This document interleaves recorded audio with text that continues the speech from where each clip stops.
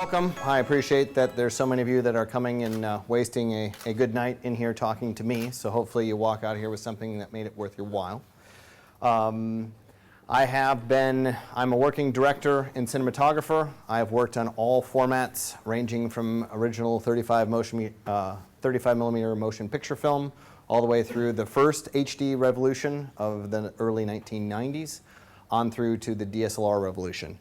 I was one of the early adopters. I'm based out of Minnesota, which is kind of the middle of the USA, kind of north, and I work probably more than 50% of my time in LA. So when these cameras came out, I immediately flew out to LA to talk to my friends in Hollywood, because I said if they are going to use these cameras, then they are good enough for me.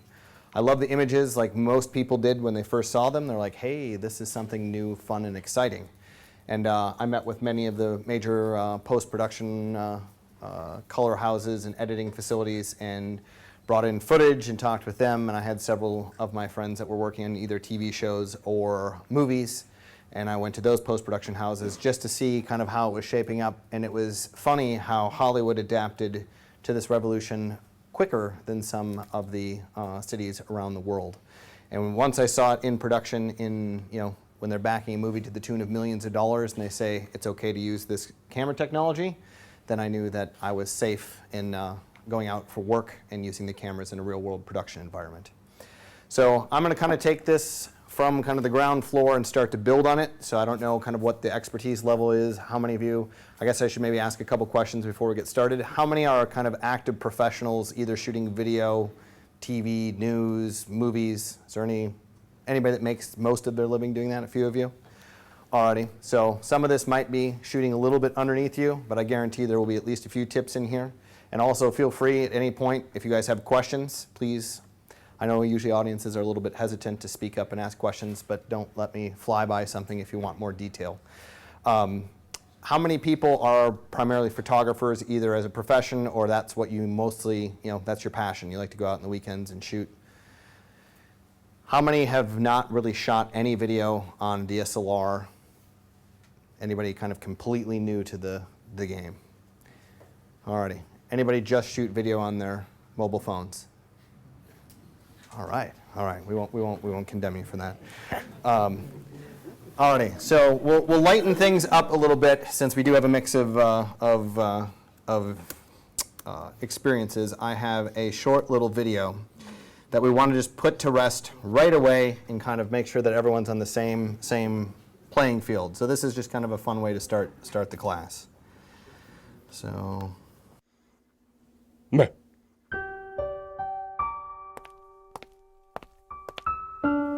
This video didn't have to look this way. It could have been prevented. Say no to vertical videos. Vertical videos happen when you hold your camera the wrong way. Your video will end up looking like crap. There are more and more people addicted to making vertical videos every day.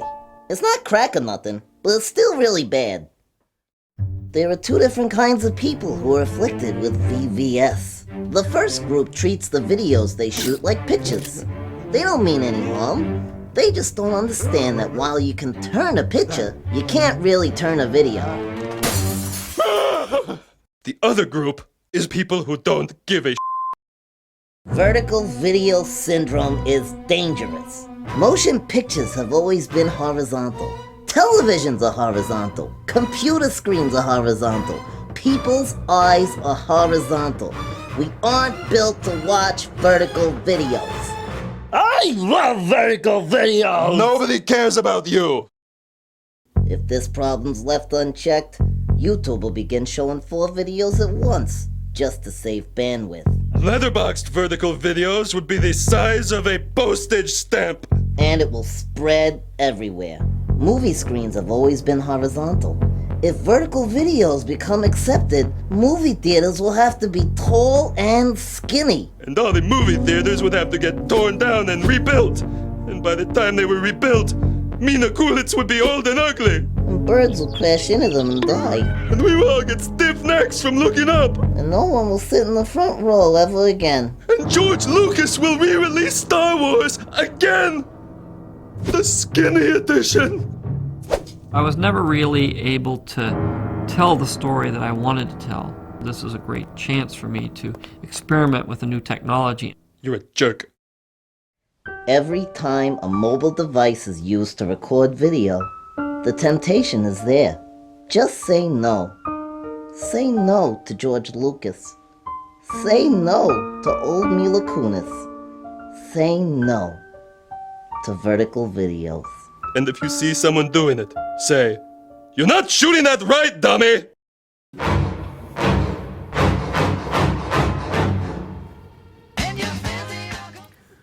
So this is for your photographers out there that think that just because it is a camera and you're using it the way you used to, not all things translate to video. Some things are left in the photography world. So we'll talk through, and I guess I'll start with a bit of information. We still keep calling it DSLR video, and the reason we started calling it that is because it was video on a still camera, DSLR camera. Why we decided to call it DSLR video as opposed to video, like we called every other video camera, I'm not quite sure. But people still refer to it as DSLR video. And when I talk to groups or go in for training or whatnot, I like to say the DSLR moniker is going away. This idea that, when you go and you see a movie, on the ticket it doesn't say shot in 16mm film. It doesn't say, it's just a movie. You go see it. TV show. You don't know if it's shot on film. You don't know if it's shot on video, what format of video. It doesn't really matter. The creators of the content choose the format, camera, whatever they want. So any technique that you're going to be learning from me today or as you experiment with your own videos, the future is a sensor, a lens, and basically the size of the camera. As it all merges together, those are going to be the choices that you're making. So don't kind of think like, hey, I need to learn DSLR video, or, it's been around for a few years, maybe DSLR video is going away. It doesn't matter what term happens.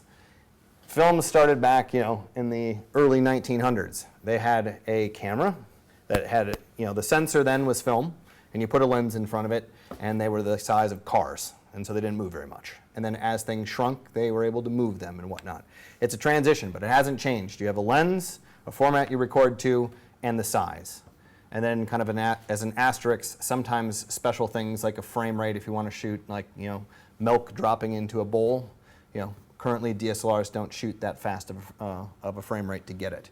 So I'm going to kind of talk through what makes, why people come to like DSLR video and why you don't need to be tied to the name DSLR video, but know that this technique will work kind of indefinitely into the future no matter what format you'll be doing.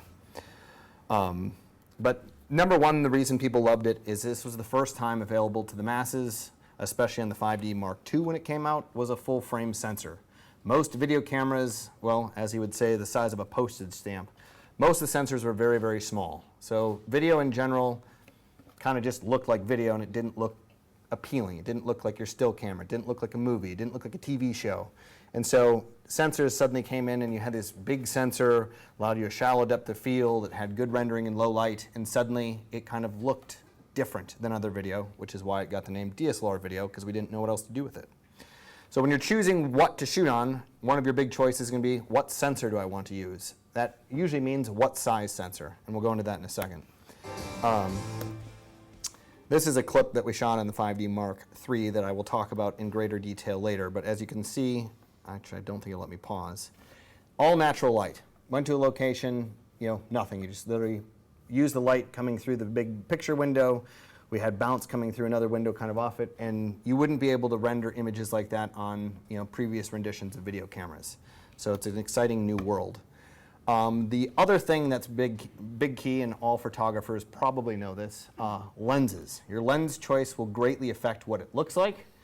And this is the part that I find is most confusing for the people out there, is because there's lots of choices of lenses, and there's a general misunderstanding of, why do I need certain lenses for this? So we'll talk about that a little bit tonight as well.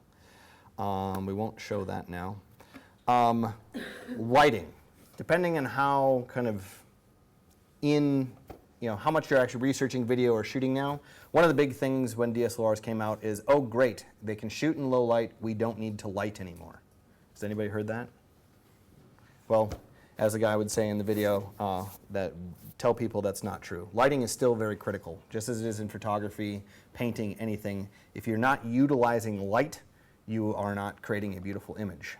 What we'll talk about a little bit later on is one of the big things in traditional movie making or in traditional production, you'd have to have big lights, big trucks, big stuff to be able to expose and render something. Now you're talking about not needing a lot of light. So what a new term has kind of come up, it's called subtractive lighting. So a lot of times, like in this room, with traditional video cameras, you'd come in and you'd turn on all the lights and you'd open up the windows and you get a lot of light in and it would look very flat. Well, with DSLRs, you can kind of come in and start actually turning off lights, or using, if you have dimmers, you can actually, dim the light. And that's kind of a new philosophy in video, is actually changing, instead of asking for more light, you're actually saying, let's just take out some of the light. So this will be a little bit elementary, but we have to talk about some of the fundamentals.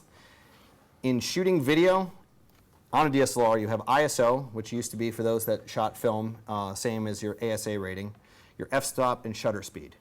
So photographers know this kind of triangle and how these three work together. What they're not familiar with when they move to video is we actually tie one hand behind your back. So you really only get to play with two of the three quadrants of this.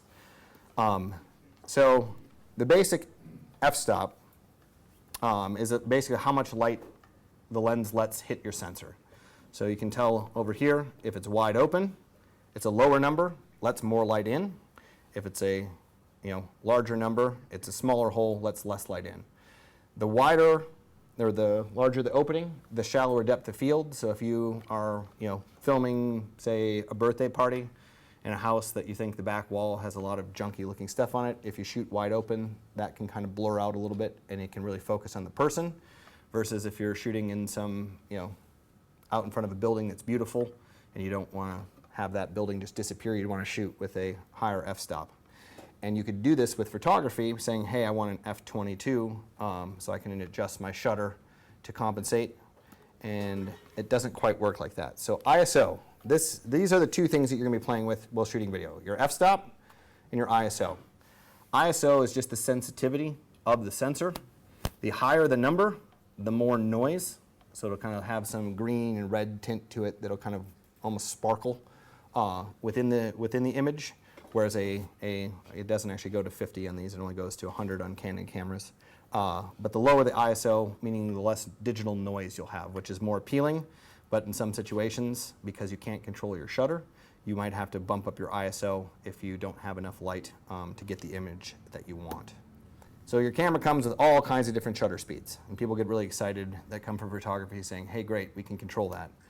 Well, let's get into a little bit of how films work. So in a film camera, traditional movie film camera, old home movies, news stations, whatnot, they shot in film. And what has become the accepted norm for movies is 180-degree shutter, meaning the film gets exposed for exactly 50% of the time that frame is in the plane there. And so it gives us a normal, what we would call kind of a motion blur to things. And if you change that shutter angle, it actually changes the image. And us as people, when we see that, we go, hey, something seems a little bit off. Has anybody seen Saving Private Ryan? One of the big examples they did with that movie is they decided, because when they stormed the beach, they wanted to kind of really have the audience, kind of feel the impact and kind of the shock that the characters were feeling. And so they kind of showed us something that wasn't commonly done in a movie. They cranked their shutter angle very, very high so that it was almost making a staccato effect. So as you were whipping through and you could see each individual kind of particle fly through the air, crystal clear. It doesn't happen in real life. Someone throws a ball and it's kind of a general streak to the destination. But in that movie, you kind of felt like they did. You were kind of stunned by it. It went from kind of a normal feeling image to suddenly you're in this world of like, what's happening? And they gave you that feeling based on a shutter angle. Now, they don't do that often in movies, so unless there's a creative element, you want to stay to the 180-degree shutter rule, which means on your camera, we can get into the math later, but basically, you guys are PAL, right? Does anybody know? So you guys are shooting at 25 frames per second for traditional video. If you want to shoot for the cinematic look in Hollywood, it's 24 frames. And basically what you want to do is to get your 180-degree shutter, The simple math is you double it. So if you're shooting at 24, it's 48th of a second. If you're at 25, it's a 50th of a second. So for you guys, you don't have 30 frames per second here, so it's easy. You get one setting. You get 1/50th of a second is what you should shoot almost all of your video on, unless you're doing something like Saving Private Ryan, if you have an action sequence, if you're blowing something up, which if you're doing that, make sure you have professional help. If you're shooting like race cars, if you have motorbikes out in the field and you kind of want to have this kind of exciting feeling, you can go ahead and raise your shutter rate. But for 95% of everything you shoot, you can just mark down, I need to lock my camera at 1/50th of a second, and I'm not changing that. Which brings you back to, you have to either change your ISO or your f-stop in order to capture the image that you want. So they're going to take, when I'm done with this presentation, they're going to take, I don't know, are you putting it online? So they're going to put it online. I'm giving them my slide decks so you guys can get any of the notes. You know, if you guys are into math and want to know how I'm coming to some of these numbers, I'll leave them in the deck, but I won't put everyone to sleep right away by talking about math. But there's a way that if you want to know what your shutter angle is based on, you know, your frames per second, or vice versa, if you know your shutter angle you want and you have to figure out what your shutter speed needs to be, you can do so without needing to call somebody. But it's not particularly exciting, so I made a cheat sheet for you. That if you want to know the shutter angle at a given, angle of your shutter at a given shutter angle, or the shutter speed based off of your angle of your shutter. I have them all here, most of the common ones. So again, photographers are probably very familiar with this. Again, the f-stop when it's wide open, over here, if we worked in a world where you could have 1/1000th of a shutter speed, all the way through 1/15th of a second, this kind of gets you the same exposure to the image. So if I want a person to be lit properly, I could change all of these things. If I make it an f2, I need 1/1000th of a second. If that's at a 2.8, and this gives you the, you know, the same exposure, what it does is your movement blur changes dramatically. So over here in the background, you know, you won't be able to see the background, and over here, if you're outside, you want to see all the way back to the mountains, a higher f-stop is going to give you that distance all the way back. Again, I also put in here, if you guys want to know your ISOs with an f-stop, what your shutter speed needs to be. See how it's locked in here? In the US, we have to do sometimes 160, but yours would be at 1/50th. And you see how you change the f-stop in order to get an exposure. And once you're out of range, why did my mouse go away? You have to start raising your ISO to compensate. And if you were going to lock in an f-stop, photographers could change their shutter speed to match. But you can ignore the one on the right and focus on the one on the left. So I'm going to give you a visual representation. I went out and shot a little test, locking in 1/50th of a second and just going through the f-stops from wide open to totally closed down. And I also noted when I needed an ND filter in order to get down that low, when I took the ND filter off, and what ISO I had to raise it to in order to approximate the same exposure level. So as this kind of rifles through, you might say, I don't notice a difference, or it's going too quick. I have a compilation at the end here that you can see the clear difference between the images. So right here, you can tell in the background, it's a milky greenish yellow cool. And on the far right, you were seeing the tall grass, the trees, all the detail into the foreground. I don't think in this shot you can see your bobber, but on the f16 side, the bobber's, you know, razor sharp, and on the f4 side, it's only the subject. So when creating video, not unlike when you shoot stills, you as the creator get to decide what you want the audience to see. You're just, like I said, tying one hand behind your back. So you have to really play into the ISO and f-stop. And how many people here use filters? I tell all video people, you can write this down. You must purchase a circular polarizer and a set of ND filters. A lot of photographers I meet don't use NDs very often because they can change the shutter speed. But when you lock in, if you're shooting outside in the daylight, like I was here, and you want that background to disappear, you cannot get that without NDs. You can't get down to 2.8, a 1.4, or 2.0 without NDs. You'll just have too much light, and it'll just look like post-apocalyptic, you know, mostly white with, you know, general shades of black, you know, throughout the image. So unless you're going for, you know, some movie-esque thing where you're in the future, that's probably not the look you're going for. Again, talking about shutter speed. If you can tell the difference between these two. I have it at a 50th, which I recommend using, versus 1/200th. And if you notice, when you freeze a frame on the 1/50th, instead of dots, they're small lines. But at 1/200th, you actually see the individual, dots of water. And so that's the difference between Saving Private Ryan versus a normal, you're out playing with your kids in the pool, and you're like, hey, that looks natural. And usually speaking, when you're creating video, you're trying to recapture and create something that looks natural, not making it hyper-realistic. So unless you're making it hyper-realistic, make sure to stay to 1/50th. A lot of photographers like to dabble in video by starting with time lapses, because you can kind of use your same skill of photography and then make it move. And these are great, but they're kind of limited because there's only so much time lapses one can watch before you go, all right, I've seen that before. But in this video clip, which I don't know if I can replay, you'll notice in the beginning, as the car stops, you kind of see the buildings and the stoplights, and you can kind of generally make out that you're in a city going from place to place.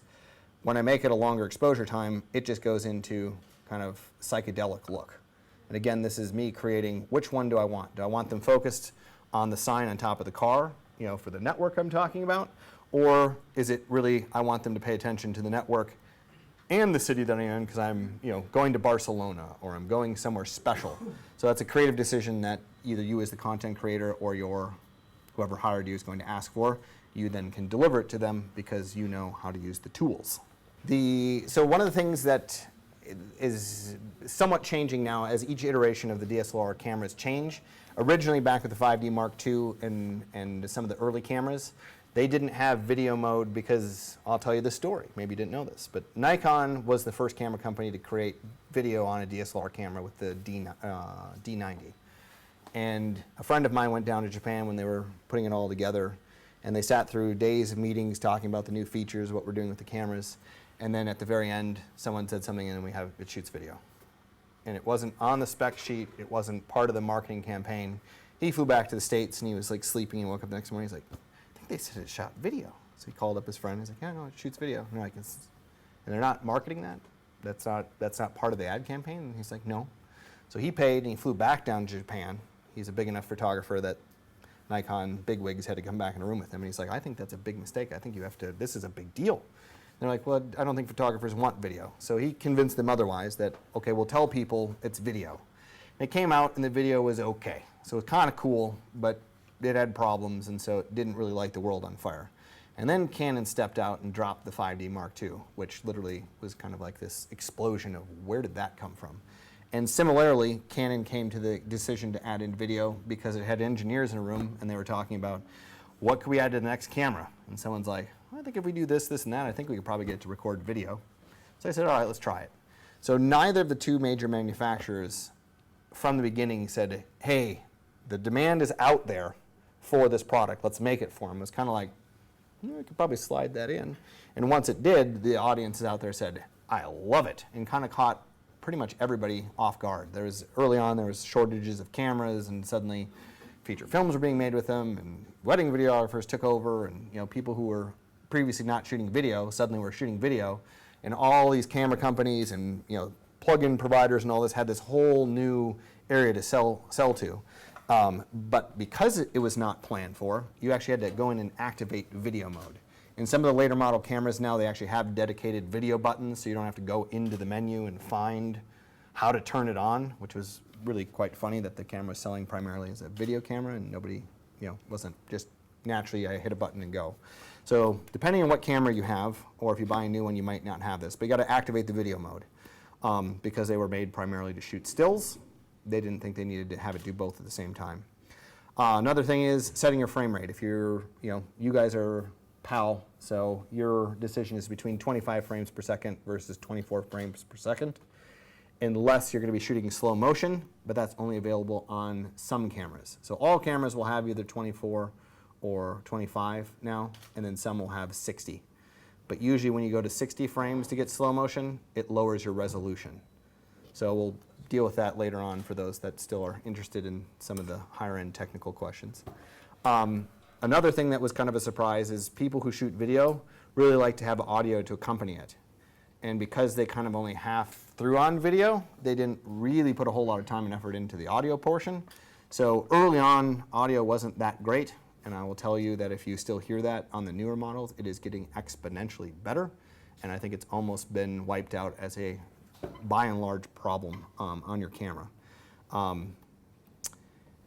This is something new. Photographers, I'm guessing all photographers that aren't still shooting film, which that would be most of you, are used to shooting in camera raw. Does anybody shoot JPEG as their standard?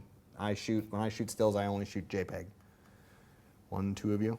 So if you're not used to primarily, either if you have a short memory, if you're used to shooting JPEG, or if you're young enough where you're like, what's JPEG? And you're only shooting raw, the video that this captures is basically motion JPEG. So all the limitations you used to have and frustrations of I can't really manipulate my images very well, if you've fallen into the lazy, well, it's raw so I can fix it in post, you're gonna have to wipe that from your brain. You're gonna have to say, okay, I gotta work a little bit harder to make sure I'm closer in camera, instead of saying, hey, Lightroom or Photoshop will just fix this, because it doesn't. JPEG starts to fall apart if you start to stretch it. If you are underexposed, you don't have the latitude to bring it up, and if you're overexposed, there's nothing left. So if you want to bring it down, it's still white. It's just not as bright white. And if it's dark and you want to bring up that level, then it's now just kind of noisy. It's kind of a sparkly, almost dreamlike quality that isn't considered appealing. So Canon was great, and they said, we'll let you set your own picture styles.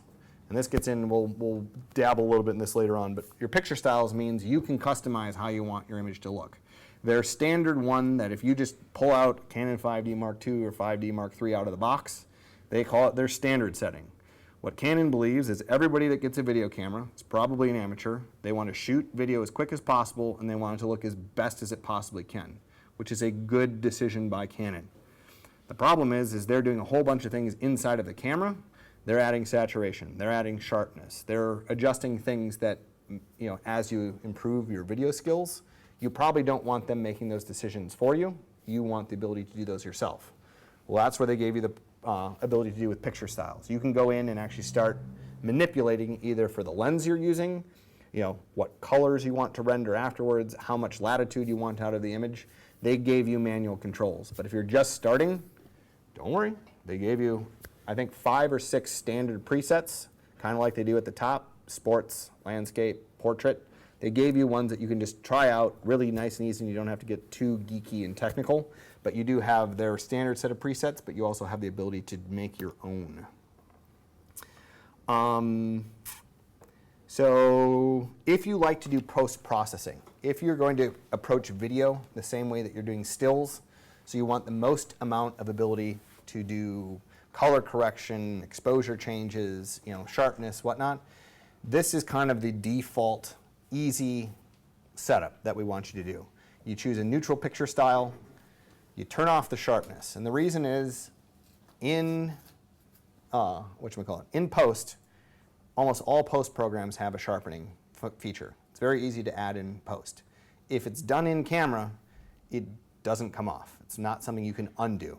And usually what happens when they turn on the sharpening is you'll get something known as moire, or you're going to get basically kind of jagged edges that you can't get rid of. That if you didn't shoot with the sharpening on to make it look pretty, you can turn that on in post and kind of skate by some of the limitations of the camera. Contrast also, people love contrast. When we look at a photograph or a picture, we like high contrast images. If it's really flat and kind of the colors and the blacks and the whites are all just slightly varied, we'll look at it and be like, yeah. But if it's dark blacks and rich colors and bright light, we say that's a good photograph. Well, that's why Canon right away says we'll give you this great contrast. But the problem is once that contrast is burned into the image and you've recorded it, now if you're like, oh, it's a little too bright, let's bring it back, it's gone. You can't do anything. So if you bring down your contrast a little bit in the camera, then you record, then you might, like if you record it straight out of the camera, the standard picture file, and you like the image, then you go ahead and you turn your contrast down, you might go, oh, I just made my picture uglier. This doesn't look as good as the other one. It's because you're anticipating to do it in post. So if you're going to be doing post, you have to rethink the image coming out of the camera. Won't look as nice, but it will look better at the end. And this is very hard for me, because I was very happy with the images I was getting, and then I started doing all this recommendations from the post houses, and suddenly I was like, I've made all of my video ugly. And then once I was done with the project, then I was like, wow, that's dramatically better. So again, it's baby steps. And then the same thing with saturation. Just turn it down a little bit so that you're not kind of at the upper end of the spectrum. So in post, you have some latitude to add some saturation back or pull it down, versus the Canon camera, if you use their standard profile, will naturally just say, you want pretty much all saturation I can give you, which you usually don't want. If we want to talk about this later, I can talk about custom picture styles. There's a bunch out there you can download. You can load them on your camera and get really geeky with it. And I won't talk about that because I think that's over what you want. One of the things that will come down the pike in the future is, just like in regular cameras, I believe that eventually you won't have some of these problems we're talking about, because it will just shoot in RAW, just like you do with your current photos. And then you'll have all the latitude back, and all these mini things we're talking about now will suddenly just disappear. And then you'll just be back to, wow, these video files are huge, and I have to do a lot of post-processing, and we'll complain about something at that point. Another big thing, if you're used to taking pictures, is your white balance. A lot of people, sometimes don't really check their white balance, take some pictures in Lightroom and whatnot. Gives you a really great feature just to change it, and it instantly changes it, and it looks really nice and great. Oh, it's a little too blue, I'll fix it. Again, with video, none of the video editing programs give you an easy way to correct white balance, and usually when you do, you get a little bit of a color shift. So unless you're trying to make the original Star Trek TV show, where you get kind of some orange and green skin, it's generally better to make sure to double check your white balance to make sure that it's right first before you hit record. And if you want, well, how are we doing on time? Do you guys want me to walk you through doing this once on the camera so you can see it in the Canon menu? I don't know how detailed you guys want me to get. So I'll swap here quick and show you on the Canon 1DC, which I've used a few times, so hopefully they haven't moved the menus around too much to confuse me. Bear with me one second. Gotta lose this for one moment. So I'll just kind of walk you through the different settings and where they are, because one thing that Canon has done really great to confuse us is on the 5D Mark II, it was a fairly simple structure. You had several kind of hierarchy menus and then a few choices underneath. Well, then at each subsequent release, now to the Canon 5D Mark III, it's like 6 or 7 hierarchy menus, then there's like 4 to 8 in each of them, and then underneath that, and so it can take you what feels like several minutes to scroll through to find what you want.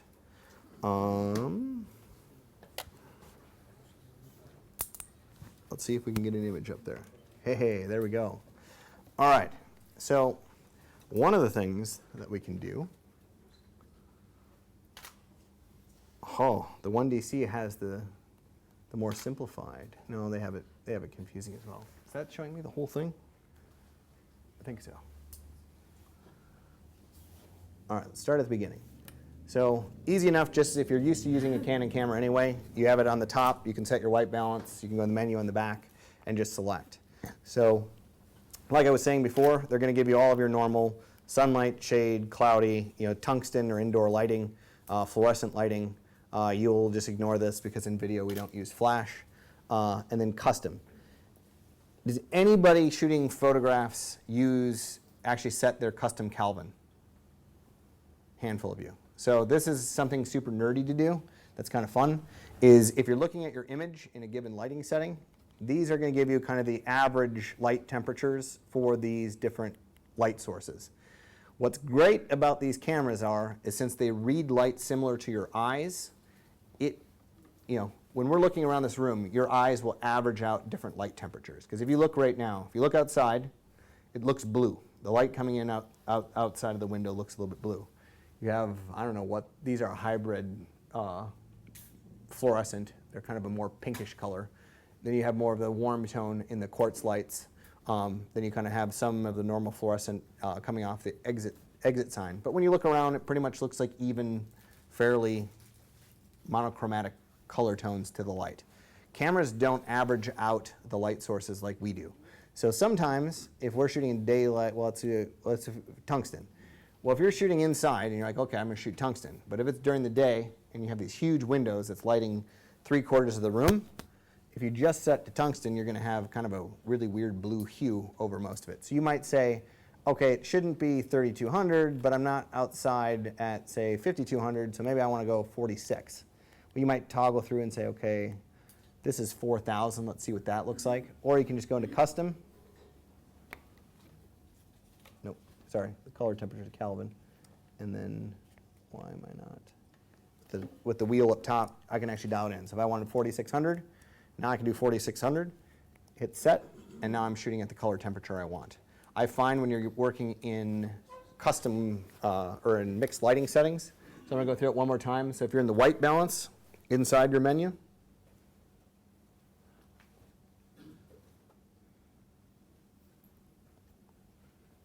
if you go over to the Kelvin and hit your set button in the center ring on the back of the camera, oopsie. So if you're selected, any one of these you're selected on, when you're ready to go, this dial wheel here in the back will move you between which options you have. And then you hit the center button to say, okay, I want cloudy.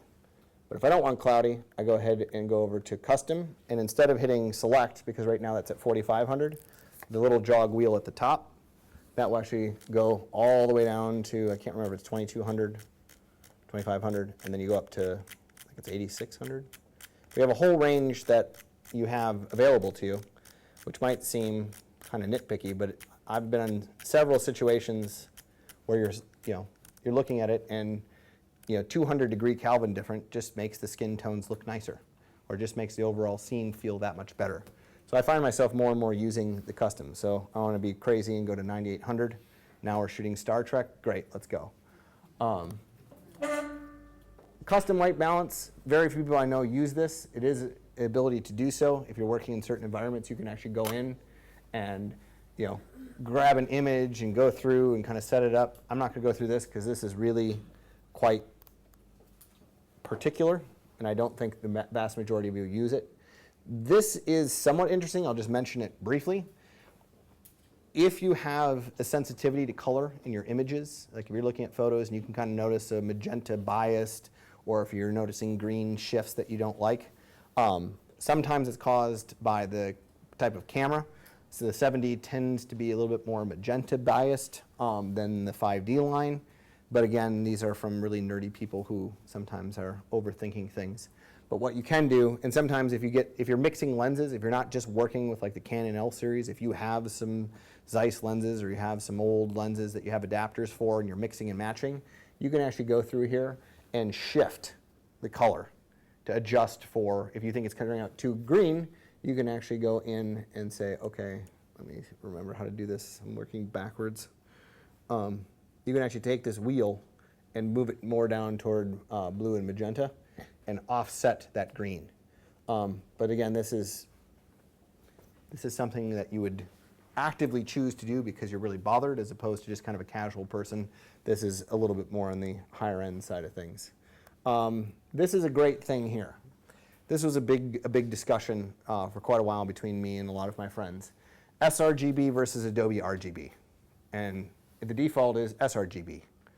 And then everyone's like, well, what's the difference? And if you look online, if anybody looks online for information on any of these questions, you will find that it's fruitless to look, because every forum will have 3 guys that all contradict each other, and there is no definitive answer, and it's very frustrating. So I kept asking. And when I finally found somebody, one of my friends out in Hollywood and somebody that worked at Adobe, and they explained to me what Adobe RGB is, and it's great. It's fabulous. It's way better color space. I'm like, well then why is the default to sRGB? That seems silly. If it's that much better, why don't we use this? And so everybody just started using, well, just use Adobe RGB. It's great. Okay, I started using Adobe RGB. But it always bugged me and I never had an answer for it. I'm like, why? Why? I'm a guy who's weird. I like to know why. I don't just like people hit that button and I'm done. So I was talking to another guy about it that works at Datacolor. He was walking me through it. And what's funny is unless you're mastering, like if you're going to make a feature film that will be shown in a theater and mastered on formats 25 years from now that we don't know exist, you should shoot Adobe RGB. If you're anybody else in the world, as soon as you go to export, everything it goes to sRGB. So you might say, well, what's the harm in shooting Adobe RGB if it's just going to dumb it down to RGB? Well, that would be a good question. That's a question I asked. And what it turns out is, I will do a poor job of saying this because he's all sciencey and I'm not. But there's a color range that you're shooting in. And so you're telling it, let's go ahead and put the colors within this space. And what Adobe RGB does is it shifts. It puts more importance on certain areas so that you can get more color data, like for instance in green. We're in Iceland. In the summertime, you want those rich green moss and whatnot. Adobe RGB will look much better than sRGB. Just the way that Adobe, the internal mechanics, they put more emphasis on certain slices of the color space, which work for certain things. But the problem is once it dumbs down, it'll take, so in sRGB space, it'll say, we only are going to give you like 100 of those points, even though you have 400 points in that space. When it dumbs it down, it just throws out all that data. But it's the same amount across the whole spectrum, so you've just lost tons of data that if you would have just shot in sRGB, it would have been more evenly spaced throughout. So around and about the way is that sRGB will actually preserve more color and more of what you want through your output, whether you're going to the web, whether you're going to burn a DVD. sRGB is actually the preferred space. So Canon is not, in fact, dumb for setting that as the default space. So when someone says Adobe RGB is better, they're right. But unless you find some magical way that doesn't exist to distribute it in that format, you will actually lose detail. The picture style, that's what we were just talking about. So this is a very confusing, daunting little menu. You come in here and you're like, oh my gosh, what's going on? So I tend to not like setting anything to auto because I don't know what it's doing and when it will decide to do what it does. So just in general, I tell people don't use auto. Auto is bad. Like I said, when you ship the camera, it comes at standard. These numbers over here, let me see if I can find the right thing. So info. So if you hit the info button, I'm going to go through that because if you guys are taking notes. As you scroll down with the wheel, you'll go to the different picture styles. You hit the info button wherever it's placed, usually on the back of the camera, either up here or along the side, depending on what model you have. But we'll go into the standard, we hit info. Now we have those things we talked about. Sharpness, contrast, saturation, and color tone. And basically, Canon puts it down the line, middle of the road. You can boost it or subtract it. And so I never mess with their standard, any of their custom presets that come, don't touch them. If you want to play around, you create your own so that you don't come back later and go, oh shoot, what was that again? I liked that better. And you have to go reload it and stuff like that. That's not fun. But basically, then you click the center button, and now you're into that particular one. Your jog wheel can move it up or down. The gray is where it was. The white is where it will be. And if I want to set it there, I hit the set button, and now it's there. So if I change this all around to all my things, I'm playing for days on end saying, I'm going to find the perfect picture style. And I'm like, I really don't like that. I liked the picture style before. Now I have to go back in. And Canon was nice to say, we'll save what it was, but you still have to go back and do it manually, which is, I think, time consuming. So I say just do it in the custom and leave theirs alone. But what I do use this for is a reference point. I see what they're using for the various kind of presets, and then I vary them from there. Color tone, that's the one thing that I have yet to find a use why you would ever touch it. I'm sure there is a use. I have not found one, so I always leave that to 0. Saturation, on the 5D2 and the 7D and all of the earlier models, I always turn sharpness off. That just goes off. I do that in post. The reason I do this is Canon came up with a great thing to save file size and be able to process on the speed of the cards that are in here, is they said we are going to give you really high quality video and we are going to skip every other line to save space. So every other line, it basically skips. And then they re-render it together in an image and it looks super awesome. But this is where a lot of their problems, things like moire and whatnot, which I will show you in a moment, those came from part and parcel from that particular setting. So sharpness we turn off to help minimize that, because the sharper it is, the more things like jagged edges and moire will be more likely to rise their ugly head. So I turn that off. Contrast I usually turn down, depending on how crazy you want to be, 1 to 2, in some cases 3. In saturation, I'm usually down 2 because color is very easy to bring back, and usually, it's not something where, again, unless you're shooting something like you want to go back to a certain look from a certain time period, you might play with that more, but just for general shooting purposes, that's usually what I do. Then you hit menu, and you go back up to the higher thing. Like I said, here's all their standard one. They have standard, portrait, landscape, faithful, monochrome, and neutral. So these are your 3 user-defined ones, which also come, oh, this one doesn't have it. So on most cameras you guys have, there'll be a little jog wheel up top where you can set, I want it to be the little guy kicking the football, or the lady with her portrait out, or the flowers or whatnot. You'll have those up top, and then you'll have C1, C2, and C3. That setting corresponds here. So if you want to go ahead and change something and set it up, you would go in here, like I said, hit info, and then you can choose your picture style. If you are going to shoot for post, you want neutral. And then, like I said, I have the sharpness turned off. I turn down the contrast, saturation 1 or 2, depending on how we want to go. I leave it. I go out. So now I have neutral on custom defined 1. If I want to go back in, yep, those saved. I'm good to go. So now when I turn my little wheel to custom 1, I don't have to go in and set anything up. It's there forever until I decide I read another blog post and I want to change saturation from -2 to -1. But you can go back in and do that at any time. So let me see here. So we won't go into the aberration or whatnot there. Some of these are still going to be primarily, whatchamacallit, what do you do with these cameras if you're not shooting video? Photos. Picture settings that you can kind of ignore because you're not using things like flashes and whatnot. So highlight tonal priority, this is one that comes up periodically. I always leave this off. It tends to add extra noise when it's on when you're shooting video, but it doesn't seem to do it when you're shooting stills. So that's one if you come across. I think it's defaulted off, so unless you turn it on, you don't have to worry about it, but that's one to make a note of, where if you're borrowing someone's camera or you rent a camera, just double check highlight tonal priority and click it off. So these ones doesn't matter. So in this set here, if you actually have to turn on and off your movie function, there's usually something that stills movie or movies and stills, and a lot of times it will come just set to stills. So if you go and you hit your live view function and it won't let you take video, chances are you either have a firmware or a camera that doesn't have the video set up. So you want to make sure movies or videos set. Here's the, wow, this has a whole lot more options.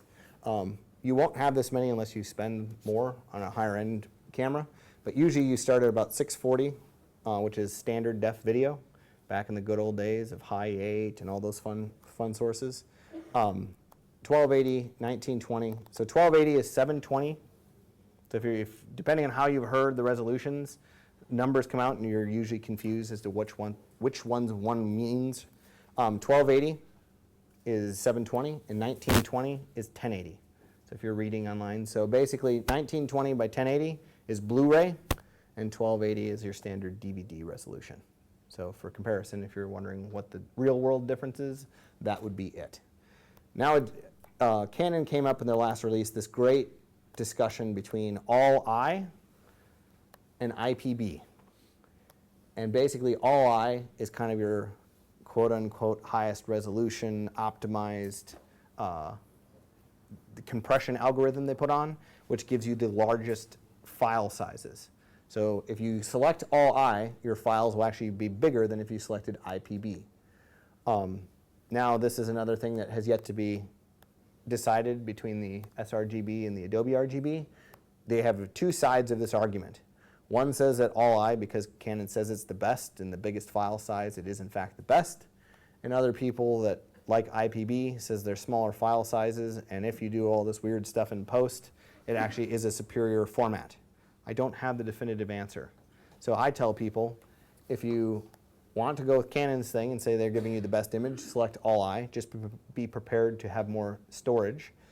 But if you're just shooting for fun, or it's not something that's super high-end, The IPB footage is fantastic. So save yourself the extra space and just shoot IPB. And then over here you have the 4K stuff that unless you buy the 1DX, you won't actually have that option. The 1080 will be the most. And then, not sure why it stopped displaying. The other thing I'll note on here as well is the, oopsie, what's going on? Is the 50, 24, 25. So 24 frames, that's Hollywood Motion Pictures. 25 is going to be your local news, video, broadcast.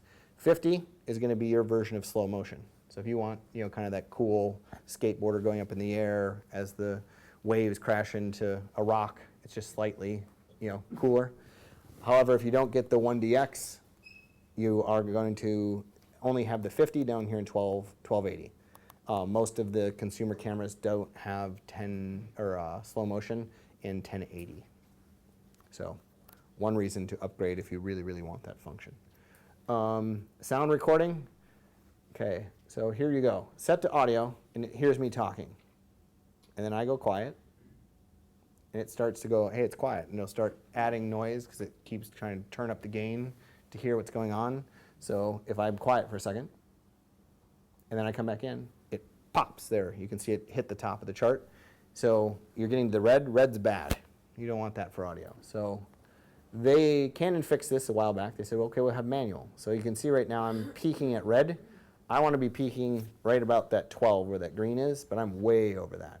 So if I use my scroll button, go down, hit set, I can dial this back. Now I can test it. And now I'm getting closer to the 12. I'm going a little bit over, so maybe I want to go a notch or two down. And now I keep talking, and that seems like I'm getting close to 12 without getting too high. So now I know I am good with this level, because if I do talk louder, it might not peak, and if I'm a little bit quieter, it shouldn't be so low that it can't pick me up. The difference is if you're in an environment where the noise levels are extreme, you're going to have problems without doing something different with audio. The in-camera audio may not be fine. And since I've been in your wonderful country now several times, you guys happen to be a windy area. So you can set this on and test, but in general, wind and sound are not friends. They live on separate sides of the farm. So you can try the enabling, but the biggest thing to do here is there's 3 different things, I don't have examples of them, but if you get a camera top microphone, it's gonna look like a weird little ball or a little stick thing with a rubber piece on it. They usually come with, or you can buy very cheaply, this thing that looks like a dead rat that slides over the top. It's kind of a gray, white, furry thing. You want to get one of those in your country because that will really help minimize that. The other thing is they actually make them. If you don't want to go get fancy and get the big, spend the money, or you don't want the extra bulk of having an extra monitor, they actually have a little piece of tape, and it's a little circle. And it's got white fur on it, kind of like like a Furby or something. And it literally sticks right over the camera microphone. It just sticks right on there. But the sound travels through, but it acts as a windscreen for your camera. Super cheap. You can buy them in sheets in a little bag, probably a couple bucks. But you can get them, put them right on there, and you can actually work the wind in your favor right in camera without going and spending extra accessories. So my big thing is trying to, when I'm teaching anybody or talking to them, start with the minimal amount of accessories. And then as you like shooting video or jobs demand video, start buying things, because video can become extremely expensive if you just start reading blogs like, I need to order one of those and one of those and one of those and one of those. You'll quickly spend $10,000 and go, I hate video. And then you'll have a bunch of junk that costs you a lot of money. So start buying one thing at a time.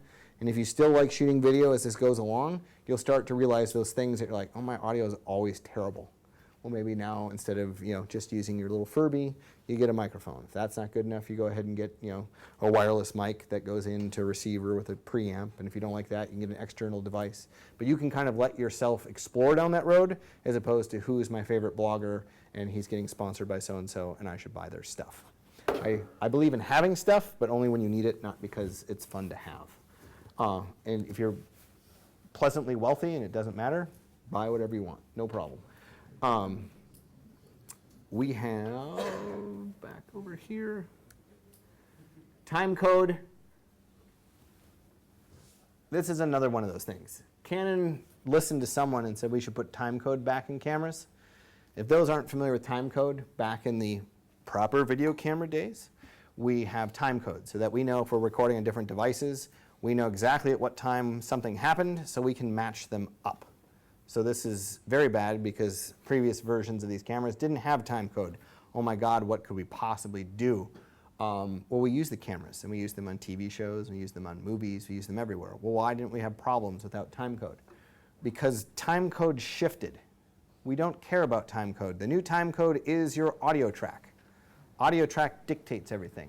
Cameras sync between audio. Audio is the new time code. So they have time code, and if your work tells you that you need to do it, you can go through here and set it up. But pretty much I don't know anybody that uses this function, so I won't bore you with talking about it. But it's there now, so Canon did a good job giving it to us.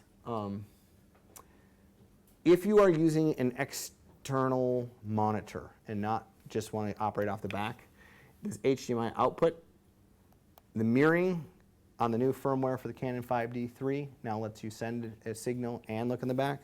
Up until now, if you plug in an external monitor, either attached to a rig or you have it, attached to your tripod, as soon as you plug in the HDMI cable, our little display goes poof and it's gone. Well, in the 5D Mark III and with the 1DC, you actually have the option like you do if any of you have ever presented on a computer. It tells it, all right, when something plugs in here, go ahead and send it the same signal I have in the back. So now I can have, like if I have a client, if I'm working and I'm operating off the camera and someone hired me, I guarantee they want to see what I'm shooting. So they're going to be over my shoulder kind of trying to look at this tiny little monitor, and inevitably I'll be operating and I'll bump them in the head and I'm mad at them and they're mad at me, they can't see, and I'm like, you're messing up the shot, and we have a little tiff. Well, now they fixed that. So now I can go ahead and set this to mirroring, and now if I plug in an external monitor like this one, you could actually see on the back of this, which begs the question, why doesn't it appear here? Which is actually weird, because it works on monitors, but apparently not going to this. We should send something to Canon about that. Again, a bunch of these things are going to be more for your autofocusing, which doesn't work while shooting video. So this is a huge problem for people because we've all gotten very lazy and we love autofocus. If we just half hold down the button, it beeps and we know our picture is going to be in focus. Only when we look at a lot of our pictures, they're still not in focus, but we think that it works all the time, but it doesn't. It does not work while shooting video. Now I have to say, Canon just released the 70D that now has a ability to do autofocus, kind of. But these settings are all here for still people, so we'll skip them. I'm not going to read all these to you, so if I'm skipping them, they're not important to me. But if you find out later that I skipped one that you liked, you can ask me about it after. I'm also a slow reader, so this part takes me longer. Rotating image, so this doesn't matter. Raw image process.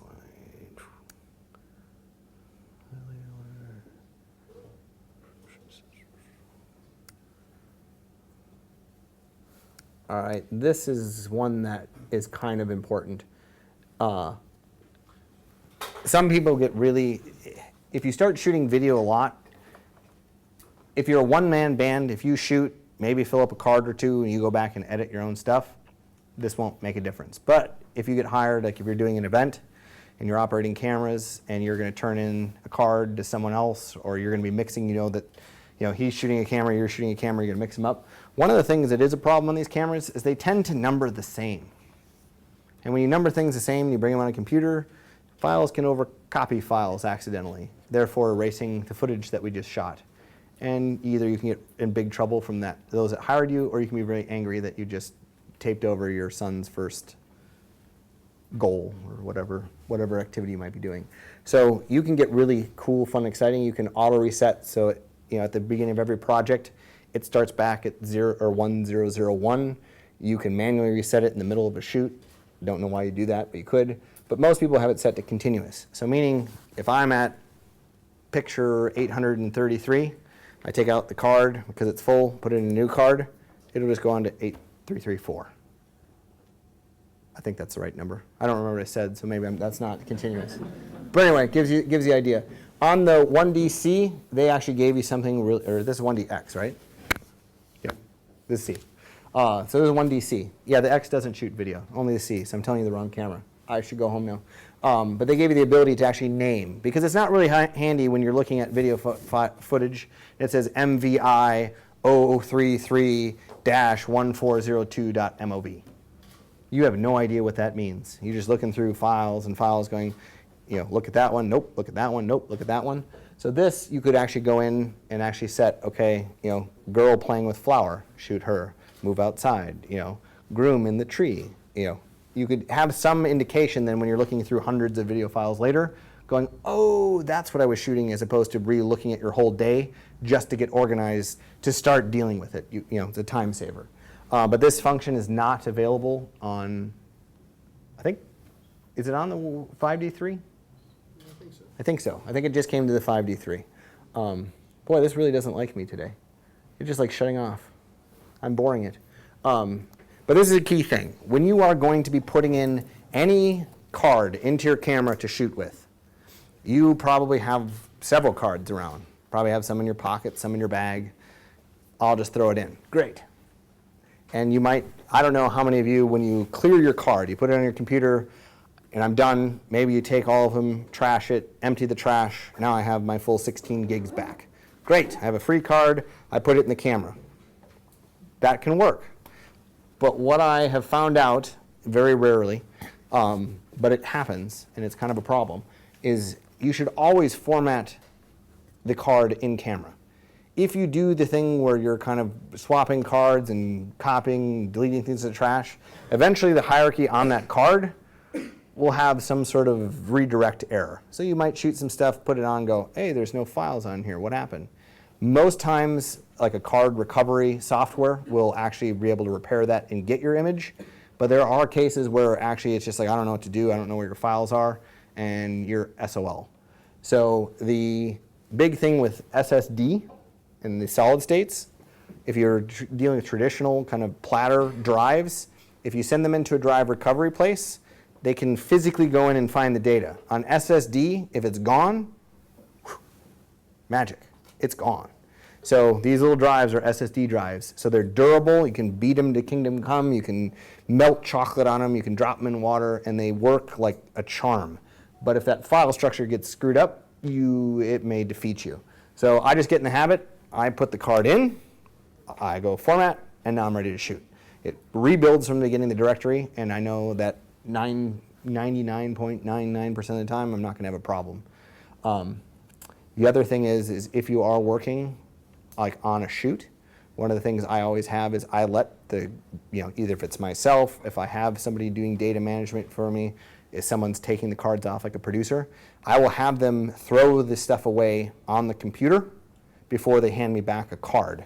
The reason is when you're busy and the cards are going around and people don't always put them or hand them off to who they are. Sometimes they put them in a pocket and they forget about that one. Later on they pull it out. So if I ever put a card in my camera and there's images on it, I have to go double check to make sure they're backed up on a drive. I never just go, oh, I think I recorded that one, and I hit format, and then there goes all of my data. So I have the person, whether it's myself or someone else, go ahead and trash that once they're backed up, and then I put it in and format it, and I'm good to go. But that's just a personal workflow, so you may not care, or that may not be helpful. Another thing is battery power. If you like shooting stills, the Canon batteries are great. They last a long time. When shooting video, not so much. So I think most photographers I work with, most of them can shoot on one battery all day. I think most of them have like an extra battery as a backup charged. My workflow when I'm shooting video, again, if I'm not just going out shooting an hour of my kids doing something, I have a ratio of 6:1. For every camera I bring, I want 6 Canon batteries. And part of that is it might be great. We could be in here and there's like 400 plugs and I have plenty of things to keep one charging all day. That's great, but inevitably you're going to go to a location where it's either outside and you don't have ability to charge, or B, you're going to come to one of those places where everybody's got 8 different blocks all put together in this nice Christmas tree of fire death coming, and you'll try to plug in yours to that and you'll be like, this isn't going to work so well. So my thing is, if you're going to be shooting video a lot, buy extra batteries. And one of the things you can do is to help save that is if you are shooting in a room like this, you do not need your LCD brightness turned up to full gate. If you do that, it will burn the heck out of your battery. But you can go ahead and turn it down because it's not that bright in here and you can see the image and you're good to go. Another thing to do is please set your date and time. It's funny how many people don't, and they go back to look at it and you have no idea when you shot it. You're like, why? What did I shoot in 2012? I bought this in 2013. Or it's like, I didn't shoot anything at 3:15 in the morning, did I? So just go ahead and set that, and then you should be good to go. Video system, you guys are going to be in PAL. So sensor cleaning. I will tell you this now. So inside the camera, if you want to get a little geeky with me, the sensor. We don't like dust and things on the sensor because it wrecks the image. You get little dots and it's no good. So this is another power hog. So your auto cleaning right now is enabled. That means when I turn off this camera, well, which you won't see, so that probably didn't work so well, it gives you a little thing saying, cleaning sensor. So it just basically shakes the sensor to try to get any dust or particles off of it. Well, that rapid shaking takes battery power. And so every time you turn off your camera, that will happen. So if you're turning on your camera on and off, that's going to start to burn down your battery. And if you're not changing your lenses, you don't need to do that every time. So if you're out in the field and you just have one zoom lens you're using all day, turn it off. You'll save batteries. The other thing about it I want to show you is I had a weird thing. I was shooting in Italy a few years ago, and in the middle of the scene that we were shooting, take after take, all of a sudden there's like a big dot in the middle of my scene that wasn't there for the first 3 takes. Like, where'd that come from? But luckily I only noticed it after 1 take, and I'm like, where'd that go? So I just went in and I hit clean now, and it just forced a quick shake. I didn't have to turn it off, shook it right off, was ready to shoot, didn't cause a slowdown or anything. The other thing you can do is you can clean it manually. And this is where if you're having a problem where there is something on your sensor and you don't want to get those little cleaning, they make cleaning kits that are like little alcohol with a little rubbing thing. And some people have no problem cleaning their sensor. Other people are like, I don't want to touch the sensor. So before you have to move to extremes of going and getting alcohol with a Q-tip and rubbing it, you can clean manually and you can actually set it to a period of time and it'll shake. You can set it for like minutes at a time. And usually I have not run into a situation where that won't clean it without having to go to the alcohol situation. So if you're having a stubborn dust problem, you can go ahead and clean it manually.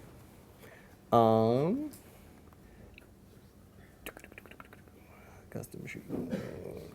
Well, another thing to pay attention to is your firmware. Usually speaking, you want to upgrade your firmware as often as possible.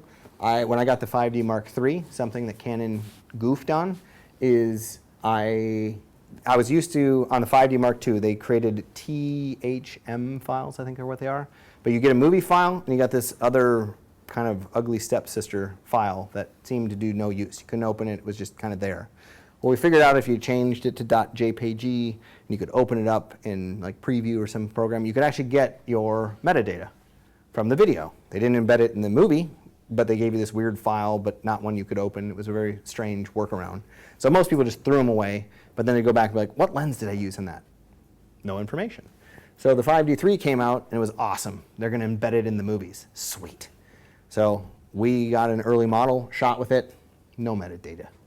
Went right to where they told us nothing.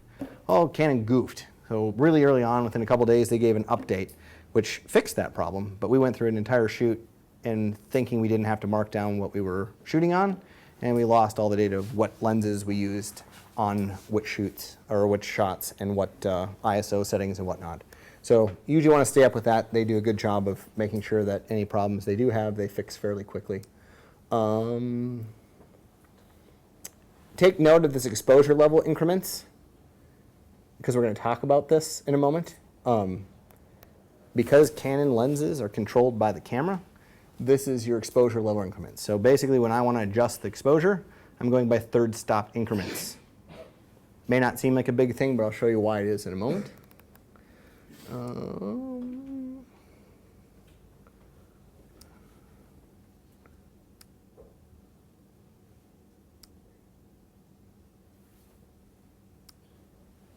Is there anything else that we have to cover with this? No, I think that's good. So the big buttons you have to remember is this big wheel, this little scroll tab up top, and the info button and the menu button. Those are your 4 that you're going to navigate throughout the entire hierarchy of your Canon camera. So I will go off of this. Any questions while I switch?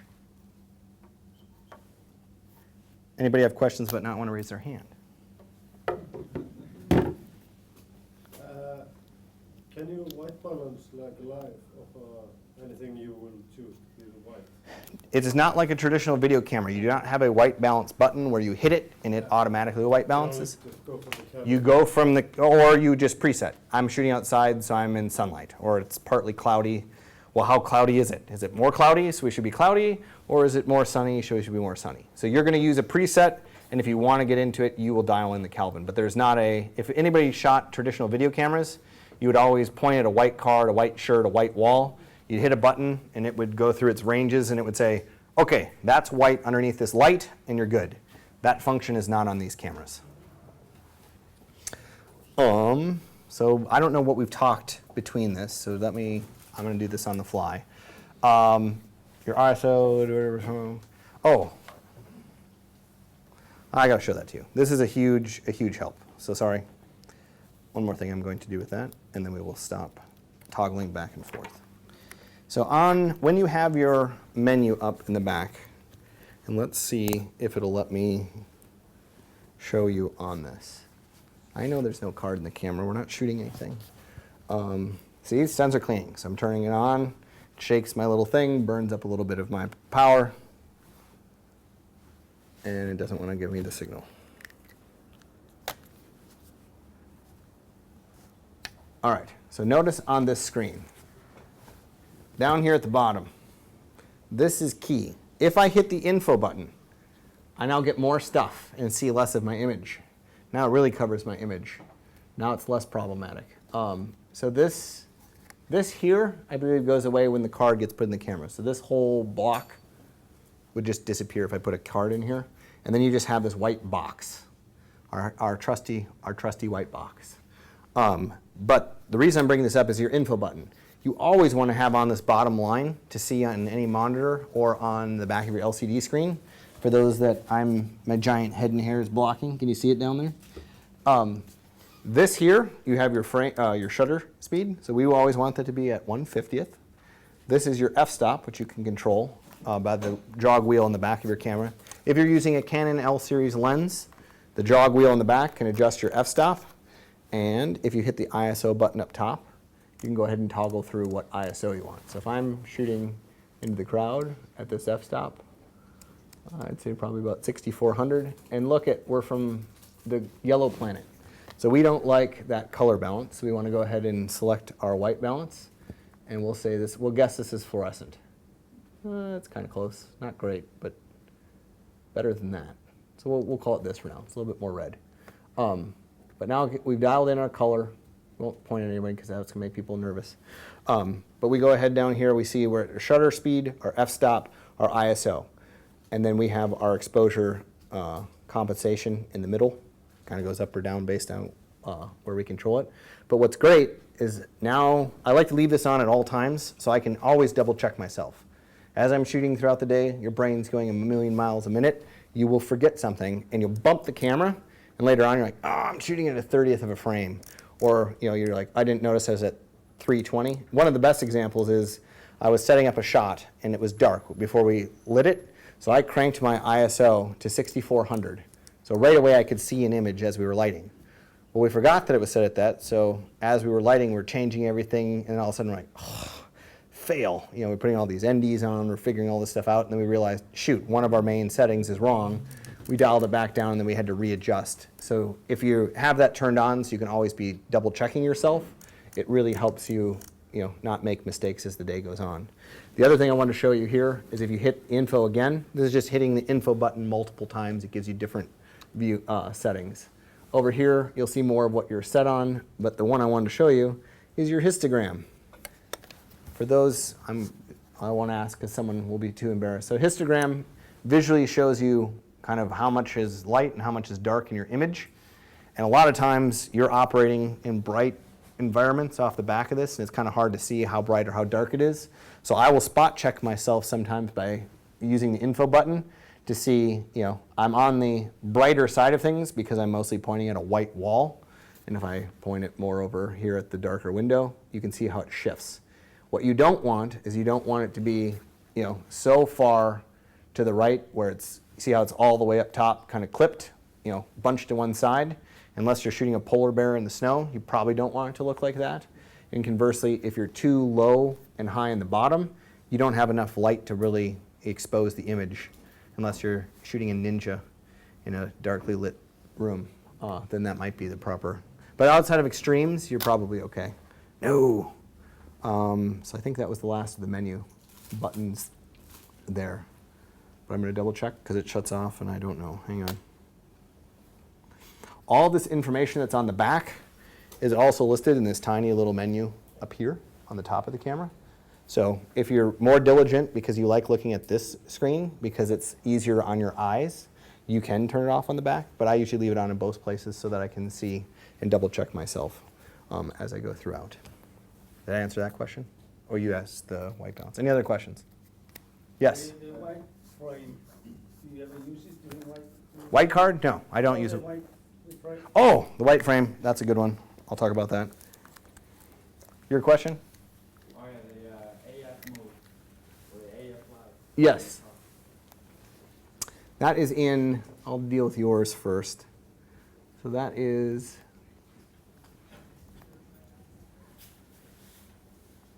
to my understanding, this doesn't function yet because there isn't the autofocus.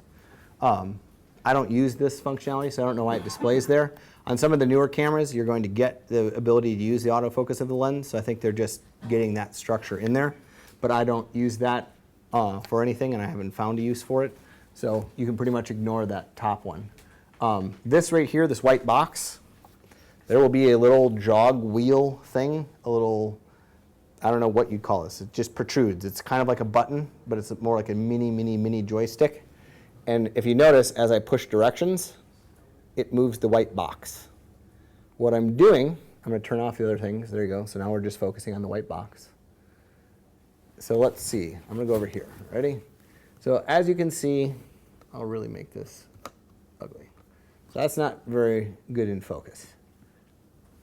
And if you think this is in focus, you should go get glasses, because it's not. So I'm going to go ahead and do this. I'm going to look. Okay, no, I think I went a little bit too far. I think that the Canon sign's in focus. I think it is. I don't know if it is, because I'm just kind of, you can't really tell. So if I move the white box over there, and then, where did Canon put it on this one? So on the 5D Mark II and whatnot, it's up here in the right, in an easy, convenient place for your thumb to hit. On the 5D3, for whatever reason, they put it on the opposite side of the camera to play games with us. And on the 1DC, they've now put it at the bottom. But there's a little magnifying, doggone it. I don't want to show you guys anything tonight. There's a little magnifying glass. The magnifying glass will take that square box and turn it into a magnifying area. And I will show you in a moment why this matters. Maybe I won't show you. We'll see how this goes. All right, so we're back over here in Canon. So I've moved the white box. Because if I didn't move the white box, if it's just in the center, and let's say that Canon thing is on the left-hand side, I have to move my camera over here, check focus, move it back, and it takes time. So Canon just said, no, we'll let you move it. So I'm going to move it over here. And now I hit that button, and it gives me a 5 times and a 10 times. And I don't think that really looks in focus. So now, while I'm zoomed in, I can really find, I think that's in focus. You hit it a 3rd time, I'm back out. I now know I'm in focus. So this is the best tool ever for getting focus, because I'm telling you, looking at a tiny little monitor and weird lighting situations, it is hard to tell if it's in focus if you don't have a large monitor. So this little digital zoom is critical to you. And what you might do is, I don't like shooting then with this big white box. Like if a guy is standing there talking, I don't like having the white box. I kind of want to see it. So I'll typically move it over, up and out of the way, so that the thing I'm shooting, I don't know why it's staying in the middle. I think it's something, normally it can kind of go up in the corner. But now I can kind of shoot the guy standing, my imaginary friend that you can't see, is in the middle of my frame. But now later on, I want to double check focus. Well, it takes time to go ahead and move this all the way back over here. I have really high demand talent that's complaining, what's taking you so long, I'm getting nervous, I'm sweating. I don't want to take that extra time. So if it's way over there, if you actually just double click on your joystick, it just jumps it to the center. So if you move it around, you can quickly get back there without waiting for it to kind of like toggle over to the corner. You just hit the button and you're back in the center. So those are mission critical, I think, if you're going to shoot video, to be able to use those two. So now, any other questions before I disassemble this cable? Doesn't there is an AF button there that you can use in video mode. Yeah, but it catches focus once and then it Yeah. stops. So you can use the autofocus once before you're recording to get focus. So that does work. But a lot of times, like I find with autofocus, even when taking stills, sometimes it doesn't exactly focus. It'll average the face. One of the things, still people get a little bit more of leeway. You can have things that are out of focus, in parts of the image and have it be artistic. People have been trained that if these eyeballs aren't in focus, something's wrong with your video. So the autofocus, I find, not all the time, but enough of the time where, especially if you're shooting a shallow depth of field, it'll say, if you're at like a 1.4, so you're getting a really narrow depth of field, it'll get focus, but it'll be on my nose. So my nose will be in focus, but because it's so short, by the time it gets to my eye, it's soft. So I want to manually dial it in. So you can use the autofocus, but I don't trust it often enough to use it as a default. You can though, you are right. So once you're shooting video, no autofocus availability. But you can hit the autofocus button beforehand and it will do like it would your camera.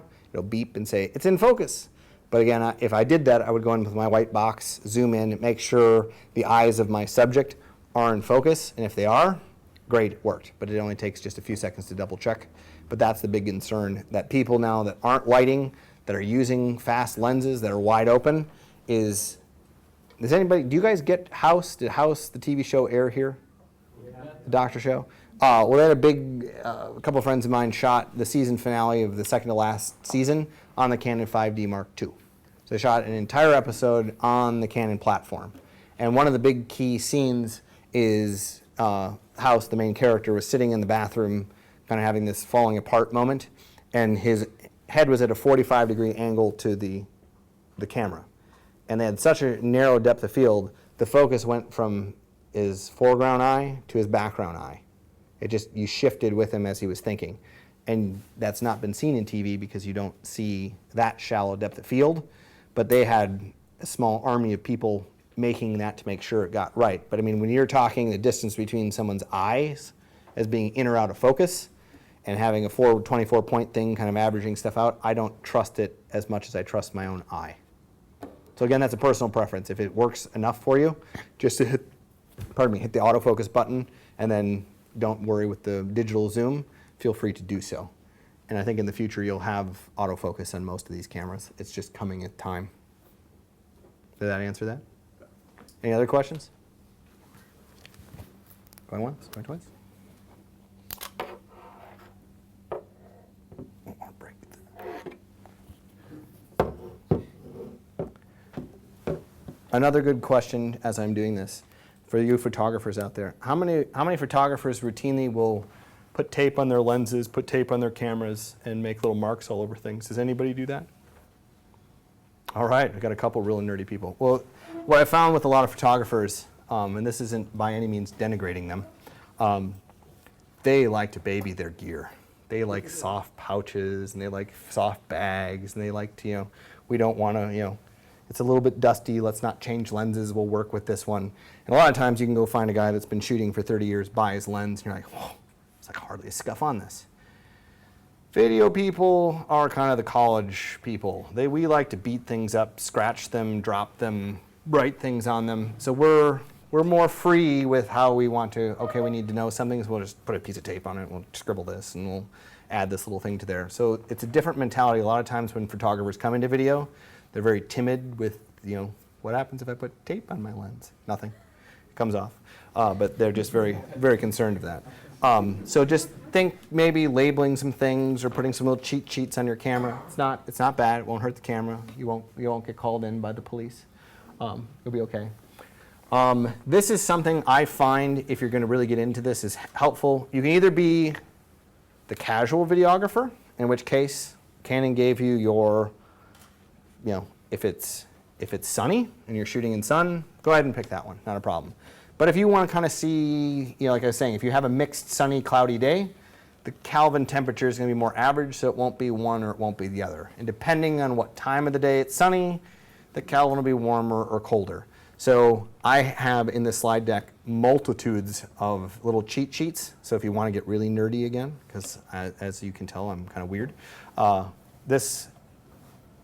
it is. So here you have your your settings that are on the Canon camera. It describes what they are. You'll hear this term, if you're not familiar with it, tungsten lighting. They just refer to it as indoor lighting, artificial lighting. But if you walk in any building, what do you guys have as equivalent of like a Home Depot? Your hardware store where you go buy light bulbs. There's lots. There's compact fluorescence. There's a modified the fluorescence compact. You have your incandescent bulbs. You have the regular fluorescence. You have daylight balance fluorescence. You have all these different things that are going on, and they just lump it under one. So it's kind of I figure it's a little bit cheating. And then over here it gives you the approximated Kelvin temperature for those ones. So if you're going to start doing the Kelvin, it's there. Another great cheat sheet is instead of, if you really want to get into it, these are the actual bulbs and those official ratings of the bulbs. So if you know you're shooting, I'm assuming out there, see the pinkish street lights? Those are sodium vapor lights. Are they on here? I think they're down here. Why is my thing? I think they're in this range, but I don't think it's on here. But if you actually want to know the bulb, you can look it up and find the Kelvin temperature. So if you know you're shooting with that, but that's more like cinematographer for a motion picture getting that particular. And then another thing is for us casual people is what are the real world? I don't care if it's a sodium vapor light. Who cares? I want to know, I'm out for early sunrise. I'm maybe at a 2300 Kelvin. It's overcast in the middle of the day. I'm at 7,000. So just another cheat sheet for you to be like, okay, what range do I want to be in? Now it even gets more fun. We're doing creative stuff. Not only talking about, okay, it's sunny outside, what are the general feelings this makes your audience feel? So you'll notice this a lot in movies. If it's like an action movie or there's drugs involved, it's usually kind of a green and yellow tone, kind of action-y in the Matrix. If it's kind of a love historical movie, it's going to be more kind of an orangey, happy feeling. If you kind of have something like futuristic or science fiction, it's going to be blue tones and all this sort of stuff. We associate colors with feelings because we're people. So you will see not only what feeling you might get, but also a place that might have that kind of color tone. So if you're going to go to a bookstore, it's going to probably look different than if you're in a factory versus in a museum where it's lower light and little pools of light, augmenting what they want you to see. So this is just another cheat of where you might find certain lightings. So just giving you guys more options to, either really bore yourself if you can't sleep at night or if you really want to be cool. I don't know if this is going to read well. This goes back to the picture styles. So this is a whole series of tests I did a few years ago with Canon and Leica. Hang on a second. I'm going to go back one. Can we turn off the lights for a second to see if this actually reads any better without these washing out? So I'll explain before you start watching it. So basically we took Leica, still glass, Canon glass. We put them on a Canon camera and we shot what visually would that do? Does a lens choice just by its very nature make a difference? And then we had two settings we custom made, one for Leica and one for Canon, and then showed you what happens if you put a Canon, if you have a Canon camera and put a Leica profile with a Canon camera, what does it do? And you're just going to see, hopefully you'll see, but when they put it online, you'll have the raw video. But we kept everything consistent, all 24 frames, 50th of a second, ISO 320. So nothing changed in the camera outside of the lens and the profile. And I don't know if it's going to let me pause, so it's going to rifle through, and then it's going to show the difference. We'll see if we can see it. I'm going to put them side by side. So you'll just watch these, and your brain will go to sleep, and you say, why is he doing this to me? Just stay with me. I promise there's a payoff, assuming it translates in the projector. Can you guys see any changes as these go, or is it? So again, nothing's changed except for the picture style and or the lens. So I can't pause this. Can you see the difference? So you can see, and then we're going to now rotate it so you see the darker areas. It's not fair to put one on dark and one in the light. So we rotate them. Again, the difference. And look at like the sign. The Canon glass, you can more easily read where it gets a little bit muddier here on the Leica in the middle. So you can see that you can see a little bit of the color changes on the umbrellas. You can see it a little bit better on here. You can see the rendering in the skies are a little bit different. So again, this is, if you're going to be particular, you can really go in and have some fun and tweak your image.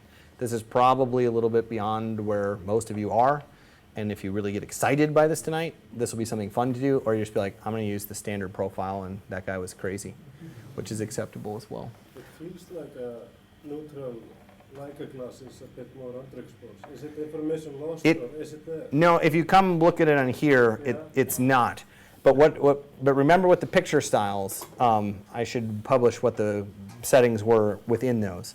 But what you're doing is you're telling the camera, you know, how much contrast you do or don't want, but then the lens you put on will actually make it'll change, because some lenses have more contrast built into the actual glass itself.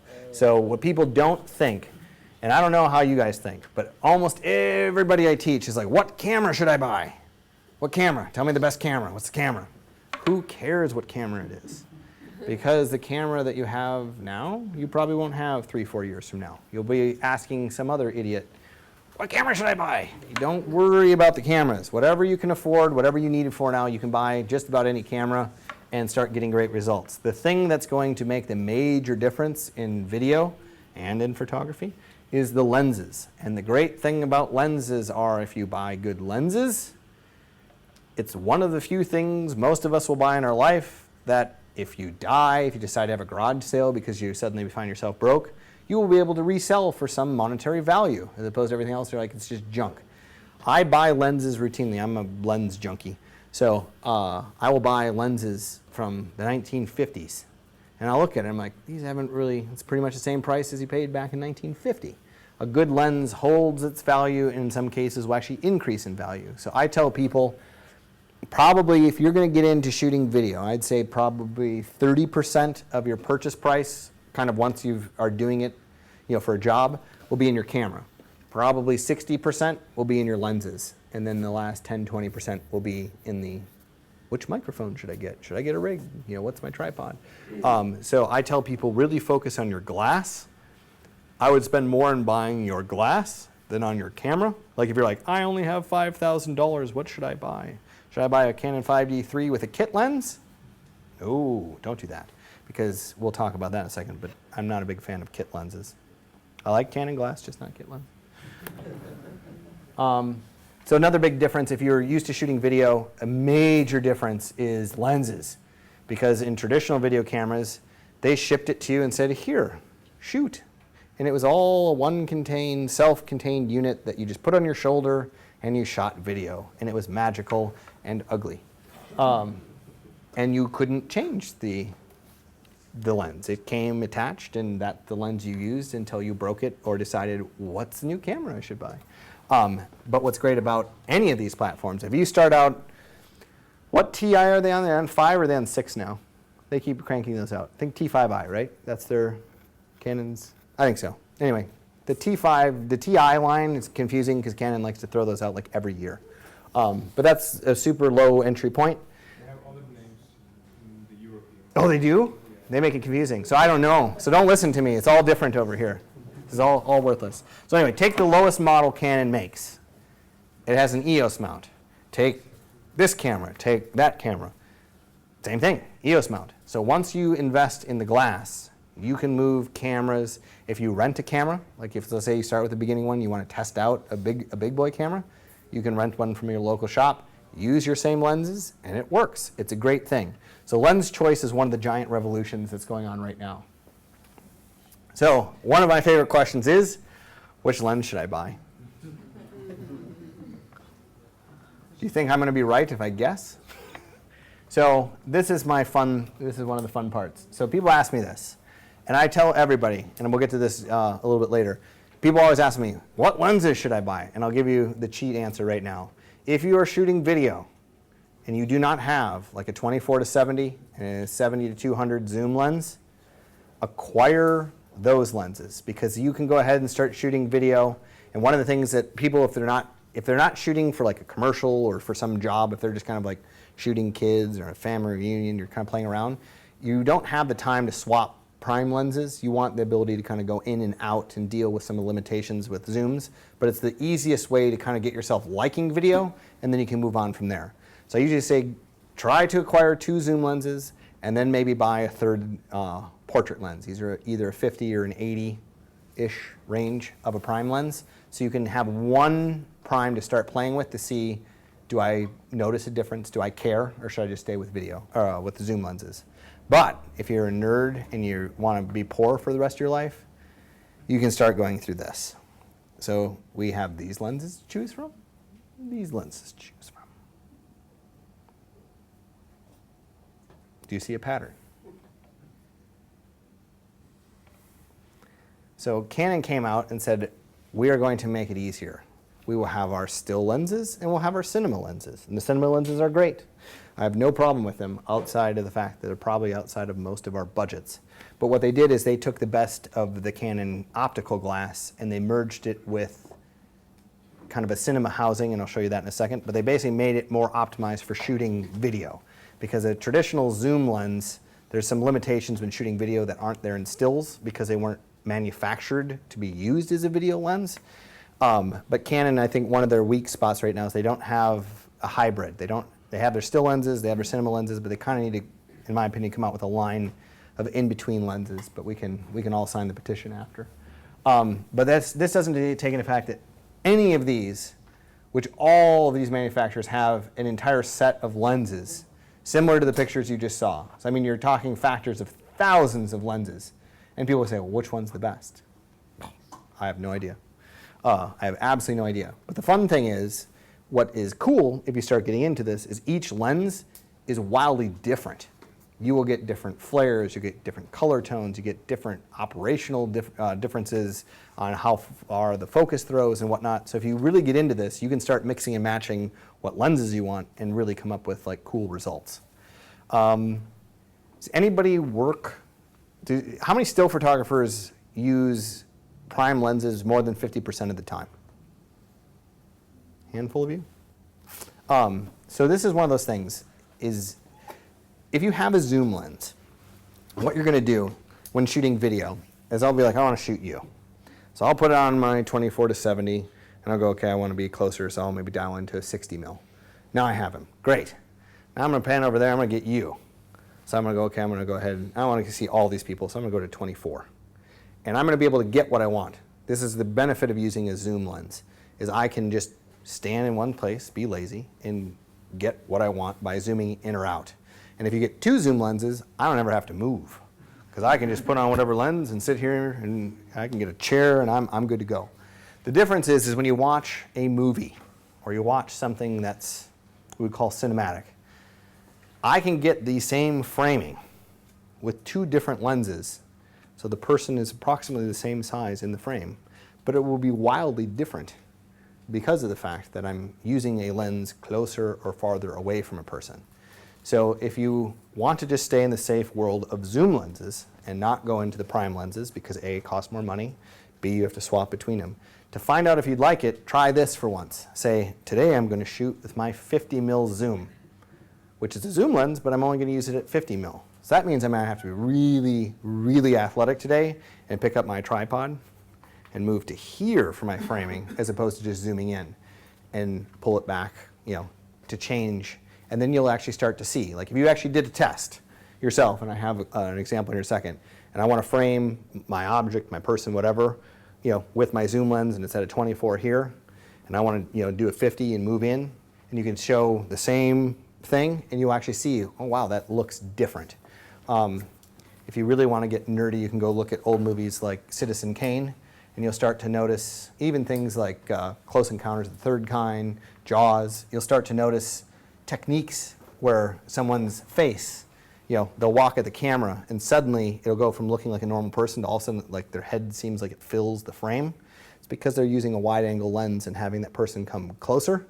So that last bit of distance where they close on the lens will magnify them exponentially, where if it was a longer lens, you would just have a linear progression of their face.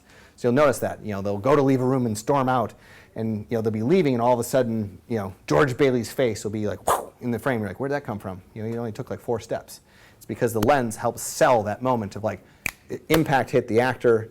The actor now has to make a decision, and the audience is right there in his face, and we're like, whoa, that's kind of cool. But if you were just on a zoom lens going back and forth, you wouldn't get that. You'd get him moving 4 steps, but he would just be like, that was weird. So if you're going to move to prime lenses, these are really the only major benefits. Typically, they're sharper. So if you're really a pixel counter person, sharper lenses usually come in primes. Almost in all cases, you cannot get faster f-stops on a zoom than you can on a prime. So if you want to shoot with a candle in the dark, you probably are going to have to move beyond a zoom lens. And then also if you want wide angles, like if you're here in this lovely countryside and you want to see lots of stuff, you probably want to get like wide lenses.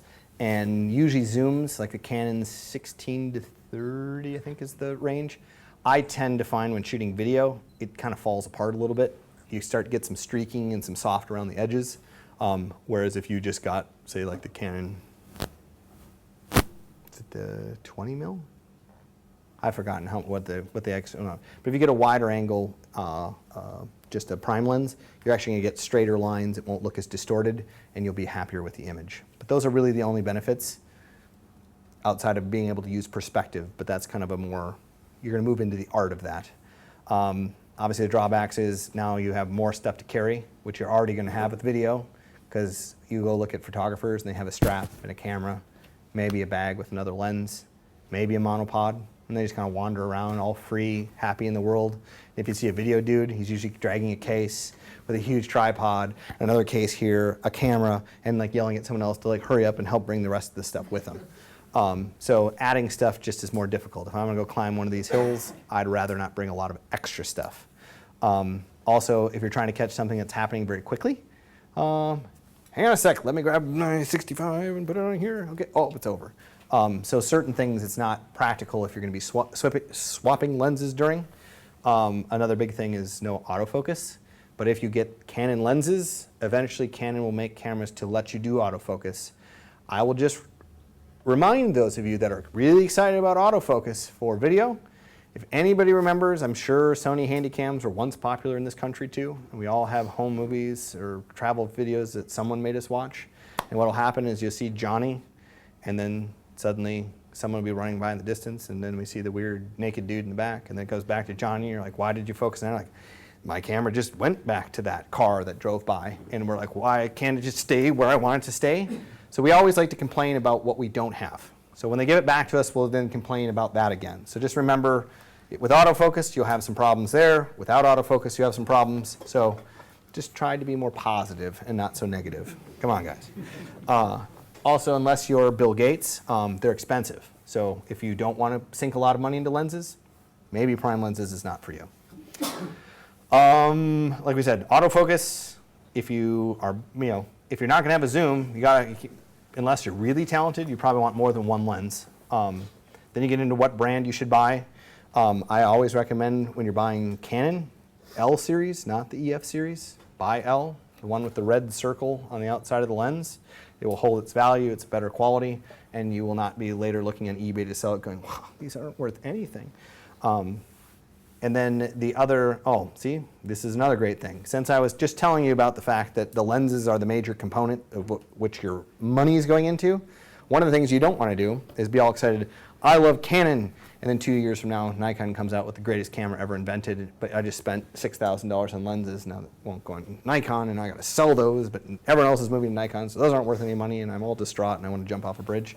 So people always want to tell me, what's safest for me into the future? And this is, I will start, I'm not sponsored by Canon, they pay me nothing. I use their products willingly, but this is a thing that is totally honest. The EOS platform is the most future-proof mounting system that there is on the market, with possibly the exception of the Sony E-mount, but nobody uses that. So unless Sony comes out of the woodwork, Canon is by far and away the leader. The reason is, and I don't know if it was intentional or by accident, the way the mount and the sensor are aligned means that almost any lens you can possibly find on eBay, you can buy an adapter and connect it to your camera, and the lens works on the full range all the way up to infinity focus with no issues. Nikon, on the other hand, limits you to about 10. So if you are into the Nikon camera system, you probably want to stay there, or you want to liquidate before other people find out. The Nikon, just the way the camera is manufactured, there's very little you can do to take third-party lenses. The only lenses outside of Nikon that you can mount are people like Sigma and whatnot, which make a Nikon mount lens. But what's awesome about Canon is any Nikon lens, you can buy a little adapter and move it on. So if you're currently a Nikon shooter and you want to shoot video, Nikon video stinks. So just don't even think about that. That's no good. Way too much moire. The compression's no good. So Nikon keeps falling farther behind. I don't know what's going on with them.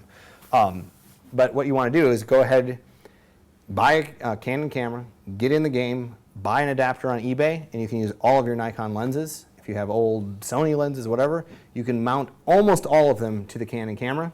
So what I love is that once you've made an investment, you don't have to, you don't have to change. And then the other thing is the faster lenses are really expensive. So again, if you're not shooting The Hobbit with a flashlight in a dark cave, you maybe don't have to spend an extra $800 to get the Canon 1.2 over the 1.4. And also note that even though a lens is fast and it can expose an image at, say, a 1.2, that's also probably the worst rating for the lens. So it typically is soft, wide open. You will not get it sharpest. Usually a couple stops down will give you the sharpest image. So yes, you can expose, but then you might go, why is it so soft? Because when they engineer a lens, they engineer for a sweet spot. And the sweet spot is never wide open. Some are better wide open than others, but never is it optimized. If you stop down 2 to 3 stops from wide open, you will notice a substantial difference in sharpness of your image.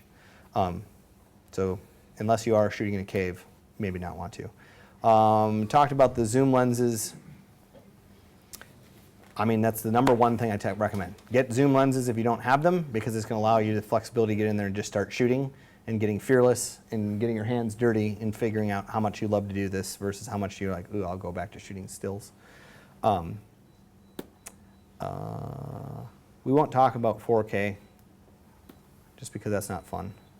So just ignore Zeiss on there for now. Infinity focus versus hard stop lenses. A hard stop lens gives you a big advantage when shooting motion and shooting video.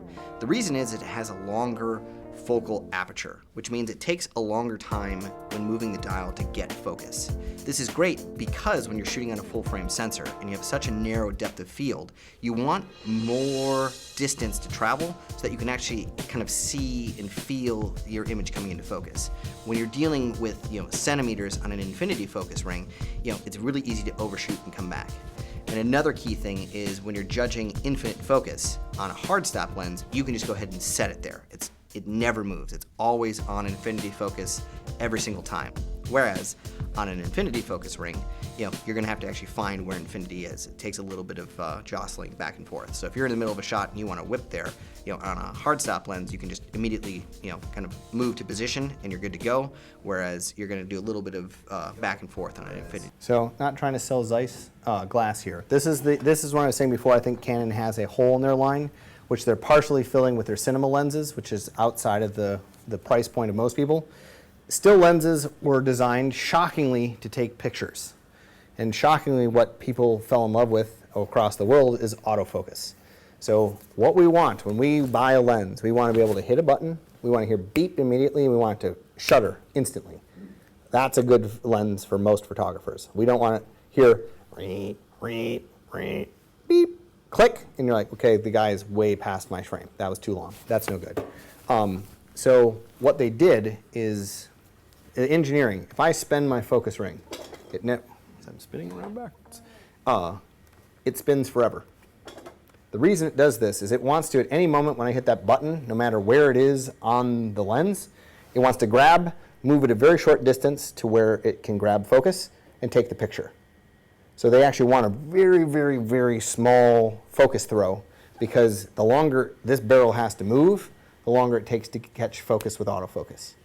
However, unless you are some wicked genius that I've never met before, sometimes when you're shooting wide open on these things, when you want to move it, the matter of, literally centimeters can be the difference of several feet worth of focus. And so if I have someone moving at me or something, it may be too fine-tuned to be able to get accurate focus. You might find that the person in your shot's moving in and out of focus. I've actually shot before a guy with an interview. He sits there and he just kind of sits forward and like, freaking A, he's just out of my plane of focus. So I'm pulling it back a little bit. Then he sits back again and I'm chasing him back in. I'm like, sit still, don't move. And on these lenses, the visual language has been written well before we were around. This is what it means. If in a movie, a TV show, everything's blurry, and you see beautiful lights at night, and it kind of comes into focus, and now everyone's sitting there like, oh, that was pretty. Now I see the guy in the car, cool. That's a good shot. Conversely, some drama happens, oh no, what's gonna happen? And it kind of bleeds out into this milky goodness, and then you fade into something else. That's awesome. What we don't allow is, oh, look at the pretty lights. Hey, it's a dude in a car. Why is it out of focus? Oh, there he's back. What happened? I have no idea why that's not acceptable, but it's not. I didn't write the rules. I have to follow the rules. So that's usually what happens sometimes with still lenses when you're not used to shooting video or you set yourself up in a bad situation. For instance, I'm going to have you, don't get up, don't get nervous. You're not really a part of this. You're going to walk toward the camera. When I'm wide open in a shallow depth of field, one of the most difficult things, even for professional Hollywood people to do, is pull focus on someone walking at the camera. So what do most people do when they get a first video camera? Oh, I'm going to have someone walk at the camera. And then they look at it and like, it's never in focus. You're right. It probably won't ever be in focus. Sometimes you have to change how you want to do it in order to get. That's where if you start to understand your f-stop and maybe you use a long lens and work way back so you get a wider depth of field. There are things you can do to help offset that, but it's one of the limitations of still lenses that just to be aware of, but not letting it scare you saying, oh my gosh, I can't shoot video on my still lens. No, I like to let everybody know the pros and cons so they can make decisions accurately. We won't talk about that. This is what I'm talking about.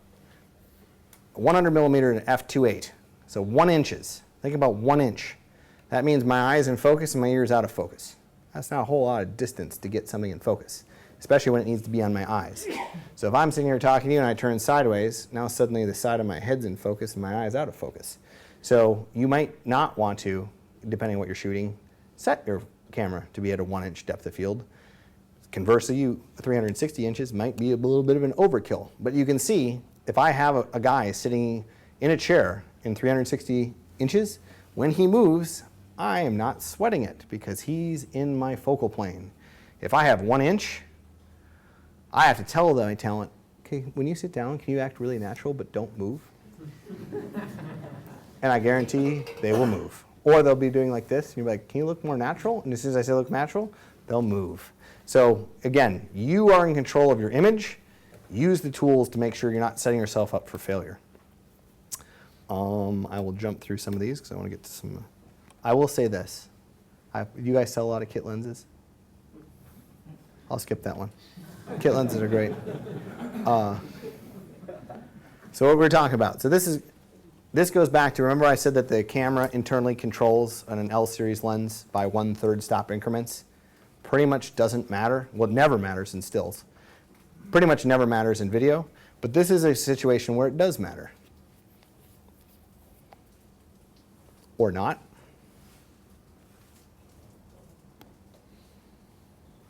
So notice as I open the door. I wanted to do that one. Hang on.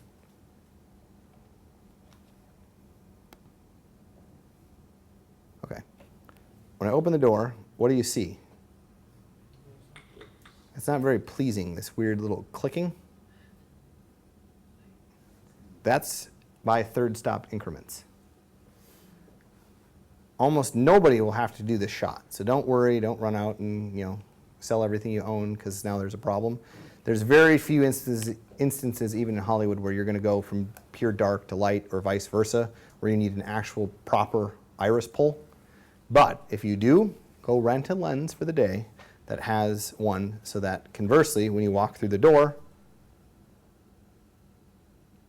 now normally the shot, the camera person would be following out the door, so you wouldn't have as much foreground to be dark. It would almost seamlessly, like your eye, you're going outside, and you wouldn't notice the change. So a limitation just to be aware of. But have no fear. If you don't want to go to a lens rental house and rent one, they have new things called variable ND, fader NDs, all these different names. Basically what it is, it's a ND filter, actually two ND filters stacked on top of each other with a little wheel that you can pull. And it's like turning on and off sunglasses. So you can go ahead and as they go out, I can up my sunglasses or down my sunglasses, depending if you're going light to dark or dark to light. And they're very cheap. And I don't have to buy a new lens, I don't have to rent a lens, I don't have to go to a store. After I order it, I'm ready to go. So this is the cheat that you can go ahead and do it on the lenses you own so that you don't have to be paranoid and be a lens junkie. We won't talk more about this. We talked about that.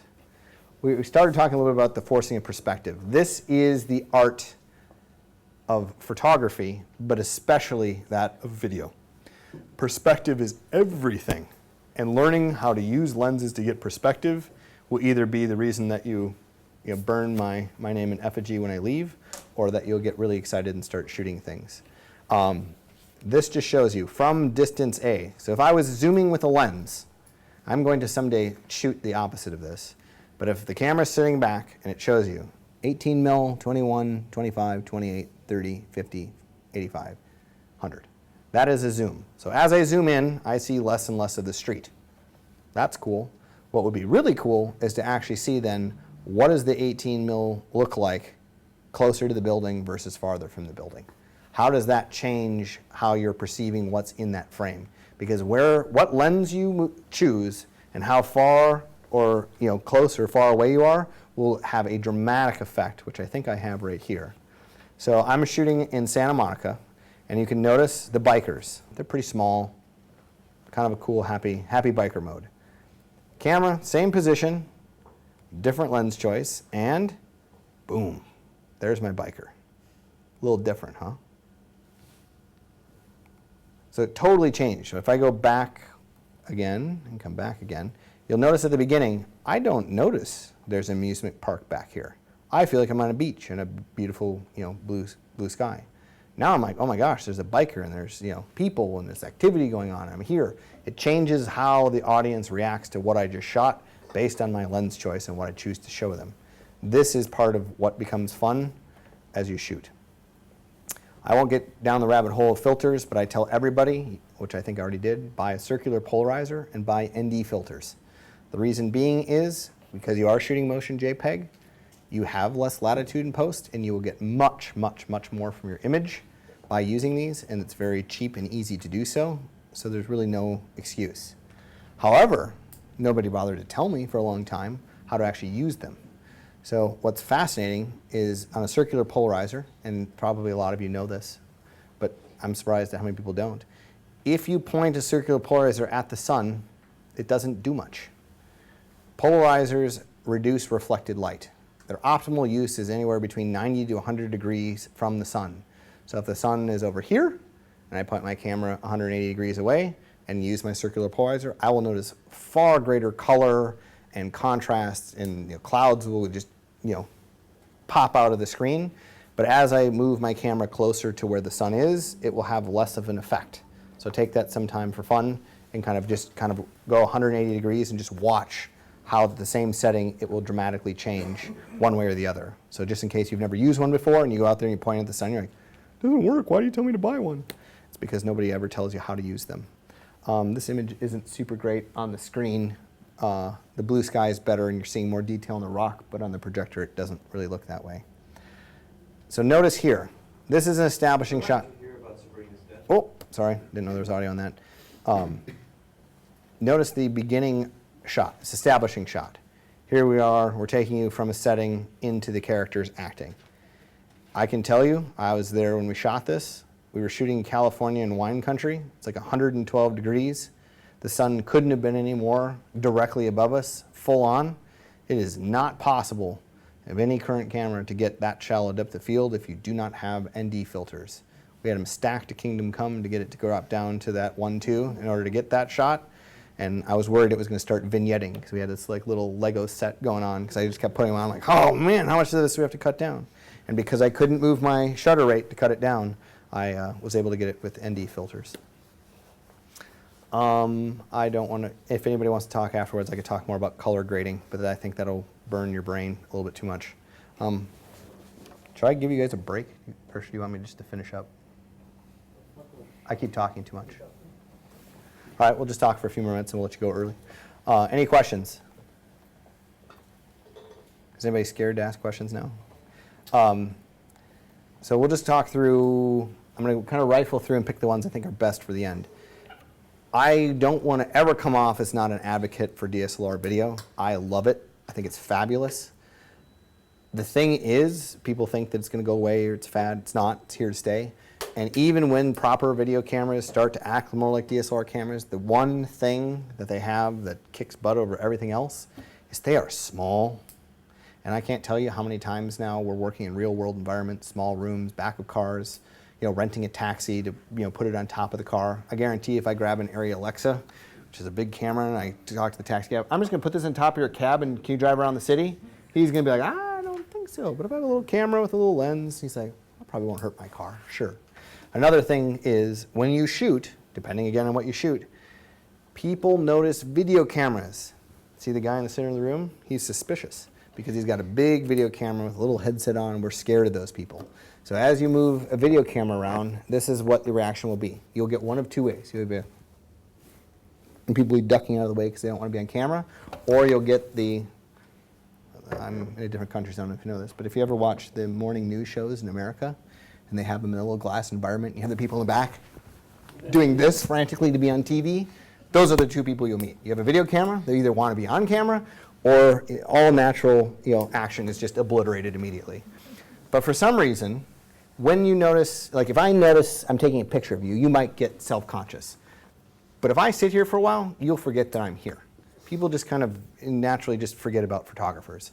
So because it looks like a video camera, or a still camera, people forget that it's a video camera. And so you can really get either A, in places where the authorities don't know that you're there shooting when you shouldn't be, or you want to get natural reactions from people without having a giant setup. That's never going to go away, no matter what they do. And I don't think like the professional video cameras of the world are ever going to come down this small. So these are always going to be a workhorse. If you really get into video, just be prepared you're going to be working with different video cameras. You'll be on sets where you're using 2 or 3 different types of video cameras. These cameras will be around forever because it's just going to change to what's the new sensor.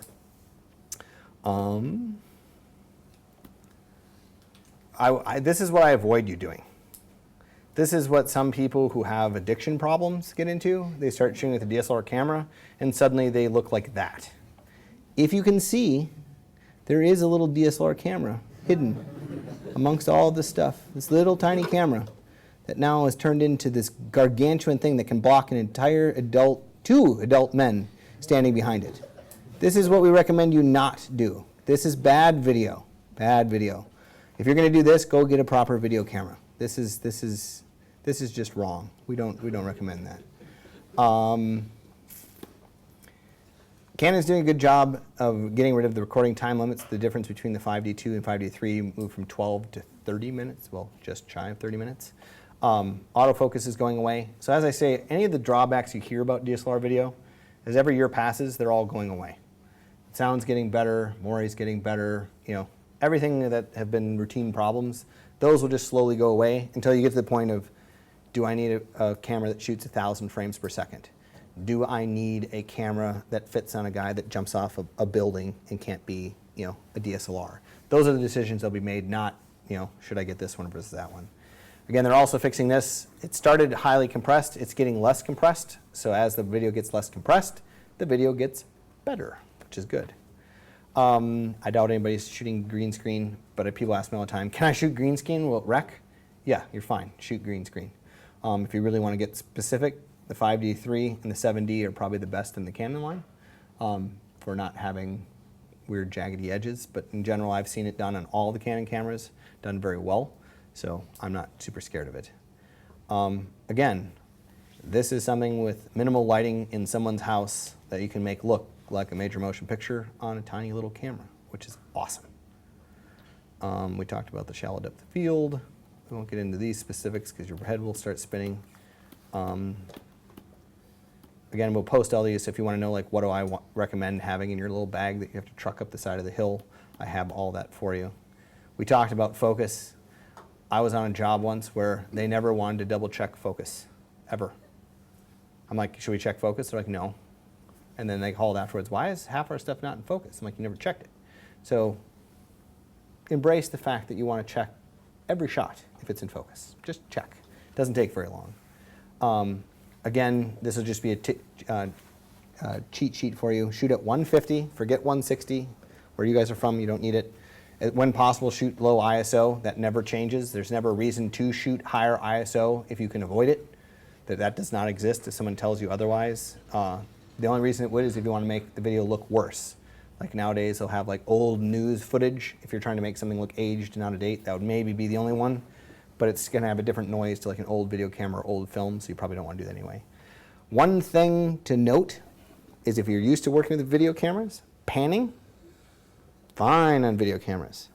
Panning on DSLR, weird. Not necessarily bad, just weird. The reason is, normal video cameras and film, when it exposes the image, it's done all at once, instantaneous. Current DSLR camera, it actually scans. So it basically starts in the upper corner, it goes as fast as it can, goes and writes down the card, each one, like this. So what happens, as you pan, and the faster the pan, the worse the effect gets, it kind of almost can sometimes look like a strobe effect. It's an undefinable quality other than it just looks weird. So if you have to do pans, pan slowly, because fast pans don't look as great, and where possible, just come up with a different shot than a pan. Use a wide angle or something. I'm not a huge fan of pans, they just look really weird. As I had said, try not to shoot wide open because your lens is not going to be super sharp. Use a few filters, don't turn into Superman where you have to have 8 people carry your rig around. Another thing is if you're used to shooting stills where you have it around your neck and you're just hand holding everything, it's great for stills, not so great for video. You may not want to go buy a high-end tripod, heavy stuff to carry around. Grab a monopod. There's 2 things that can screw up your video with motion. Number 1, some of the cameras have bad rolling shutter, which is basically inside the camera. It kind of has this waver look. I'll show you an example of it in a moment. Kind of has this weird, you're like, why is the picture doing this? It's the sensors kind of dancing around. The reason is when you handhold, you go in multiple axes. You don't just go forwards and backwards, you go side to side and kind of off angle. And this little thing just doesn't look super great with some of the earlier versions. But if you turn it on a monopod, it takes out a lot of that action, so it looks just more like a traditional handheld, which we consider acceptable, but it doesn't have this weird gyrating notion to it. Let me find, so here, this is a 5D2 handheld. And can you guys see that weird, kind of almost Twitch-like reaction? Did you guys see it or no? If you didn't, then I shouldn't be up here talking because I can see it. I'm just weird. But if you remember the first shot here with this lady, this is the same shoot with the 5D3 as opposed to 5D2, also handheld. And notice none of those problems exist. So each rendition of the camera makes it a little bit better. Oh, you have good answers and I have solutions for you. So let me show you this. So we were out in Iceland. Holy cow, this is really small. Now it's moved everything around. Bear with me for 1 second. So right here, we were just out earlier this week. Tell me if you guys can see this. It's great weather, thank you. If you notice, there's kind of a weird flicker. This isn't the flicker of the lens, this is what we call wind, which you have in abundance here. And I'm like, oh no, all my footage looks like I'm tapping on the top of the camera, like it's my little pet. So I talked to my buddy, I said, am I in trouble? I have to go back out? So he said, go into After Effects and do this neat little thing, which if anybody wants to know how to do this, I'll talk to you about it afterwards. Holy cow, on this tiny screen, I don't know how to play this video. Where is it? All of my menus are gone. Let's see if I hit play. Oh, you can't see that. That's no good. Well, if anyone wants to come up here and look at it afterwards, by running it through the stabilization program, it works great. It only lost a little, like a tiny bit around the edges, and it looks like it's on a lock-off tripod. So I was like, sweet, I can fix this problem. Oh no, where is it? And again, because the screen's so small, I can't figure out where the play button RAM preview is. Where'd it go? So you're not gonna be able to see it. But basically it turns that weird jittery thing into kind of like a psychedelic moving little bubble thing. So it doesn't work on everything. So that, the earlier models, the 5D2s and whatnot, stabilize them. You don't need to go buy a $3,000 shoulder rig to look like Superman. A monopod works great. You can totally do it. The 5D3, I embrace. I've given it to novices. So here, shoot something with this. And their stuff is perfectly acceptable handheld. So the Canon's working on it. It's getting better. And I can show these examples here, but I was all excited to show you the thing and fail. Sorry about that. So let me see if I think there's one or two more things I think I wanted to show you. But I'm nearing the end. What was we were talking about perspective. Ready? Oh, come on. So, this is my friend who got to be on a big budget shoot out in the desert with guns, trucks, and a weird net-like thing. Looks great.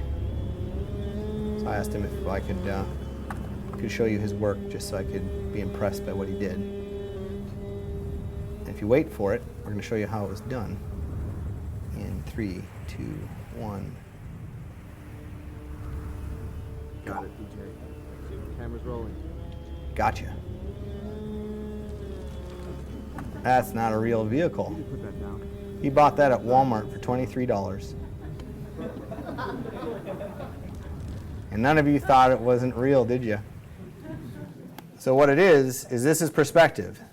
They took a model, threw it in the foreground, told the actors to move back 40 feet, and suddenly what was a $23 toy is this masterful thing, which you might think, well, he just has no money. Nobody real does that. I think he did the same thing on Close Encounters when they were in Mongolia on the ship. Yeah, there. He's good. I like this guy.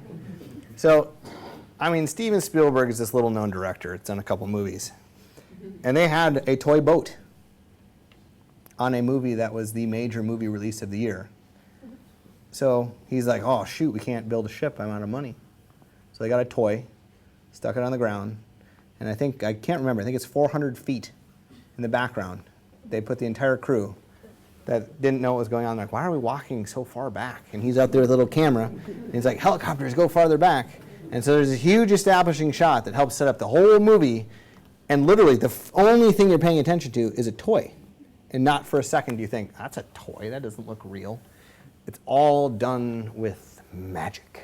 And the magic is lens and perspective. So this is where it gets really fun, because of what most people look, oh man, I gotta go shoot in Humvee. I live in California. I'm like, I gotta go find a guy with a Humvee, I gotta go find a desert, I gotta go get guns. And like, look at this, it's a toy. He's got it's like a bottle of water is the same size. He's like scooping up sand. He has a proper video camera, and they were to shoot something. It's a quick scene, it's a flashback in a movie. Everyone believes they're in a war zone with a big car, and I don't think I had it on. But what they did to help sell it is he was really worried that it wasn't going to work. He's like, oh, people are gonna see it's a toy car. So when you actually watch the scene, I will turn it on. Here, we'll see if this works without. Now it works without it. So notice what happens before.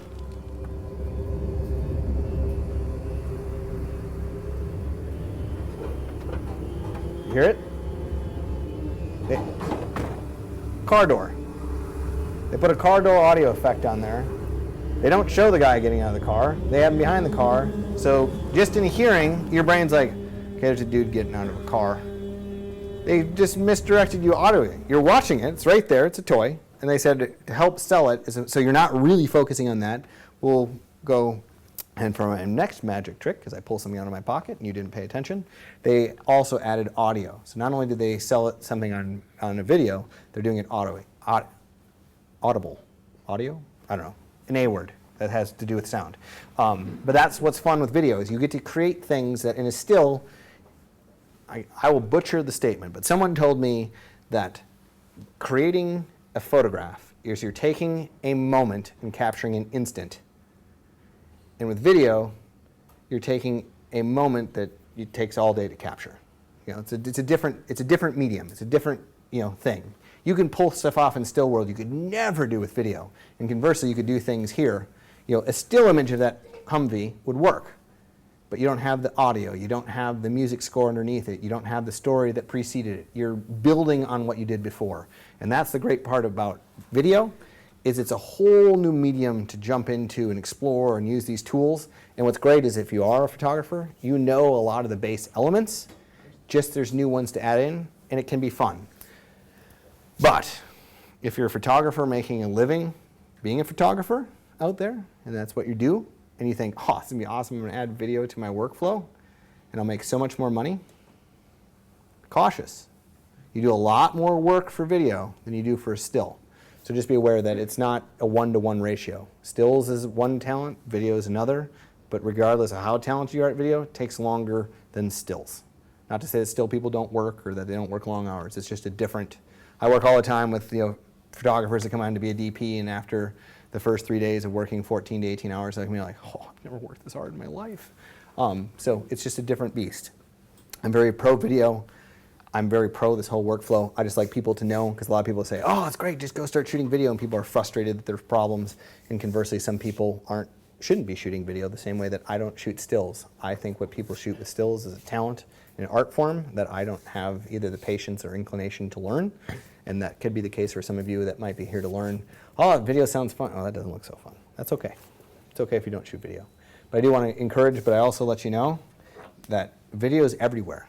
Video will be captured. You will start to notice, much to my chagrin, even though I get paid to shoot video, that now news sites, instead of giving me a quick article I can read, now is video. Video is taking over. It will be omnipresent. It will be on all websites. It will be on all apps, things like Facebook, Instagram, Vine. Everything is going video. Video will be as ubiquitous as stills are. Back in the days when everyone had to have film cameras and shoot film, there were less photographers. Digital came in, and then cell phones came in, and now everyone's a photographer. Someday, everyone will be a videographer, but there will still be a separation between the talented videographers and the casual videographers, the same way that today, even though you own a camera and you own a lens, does not make you necessarily a good photographer, but it does make you a photographer.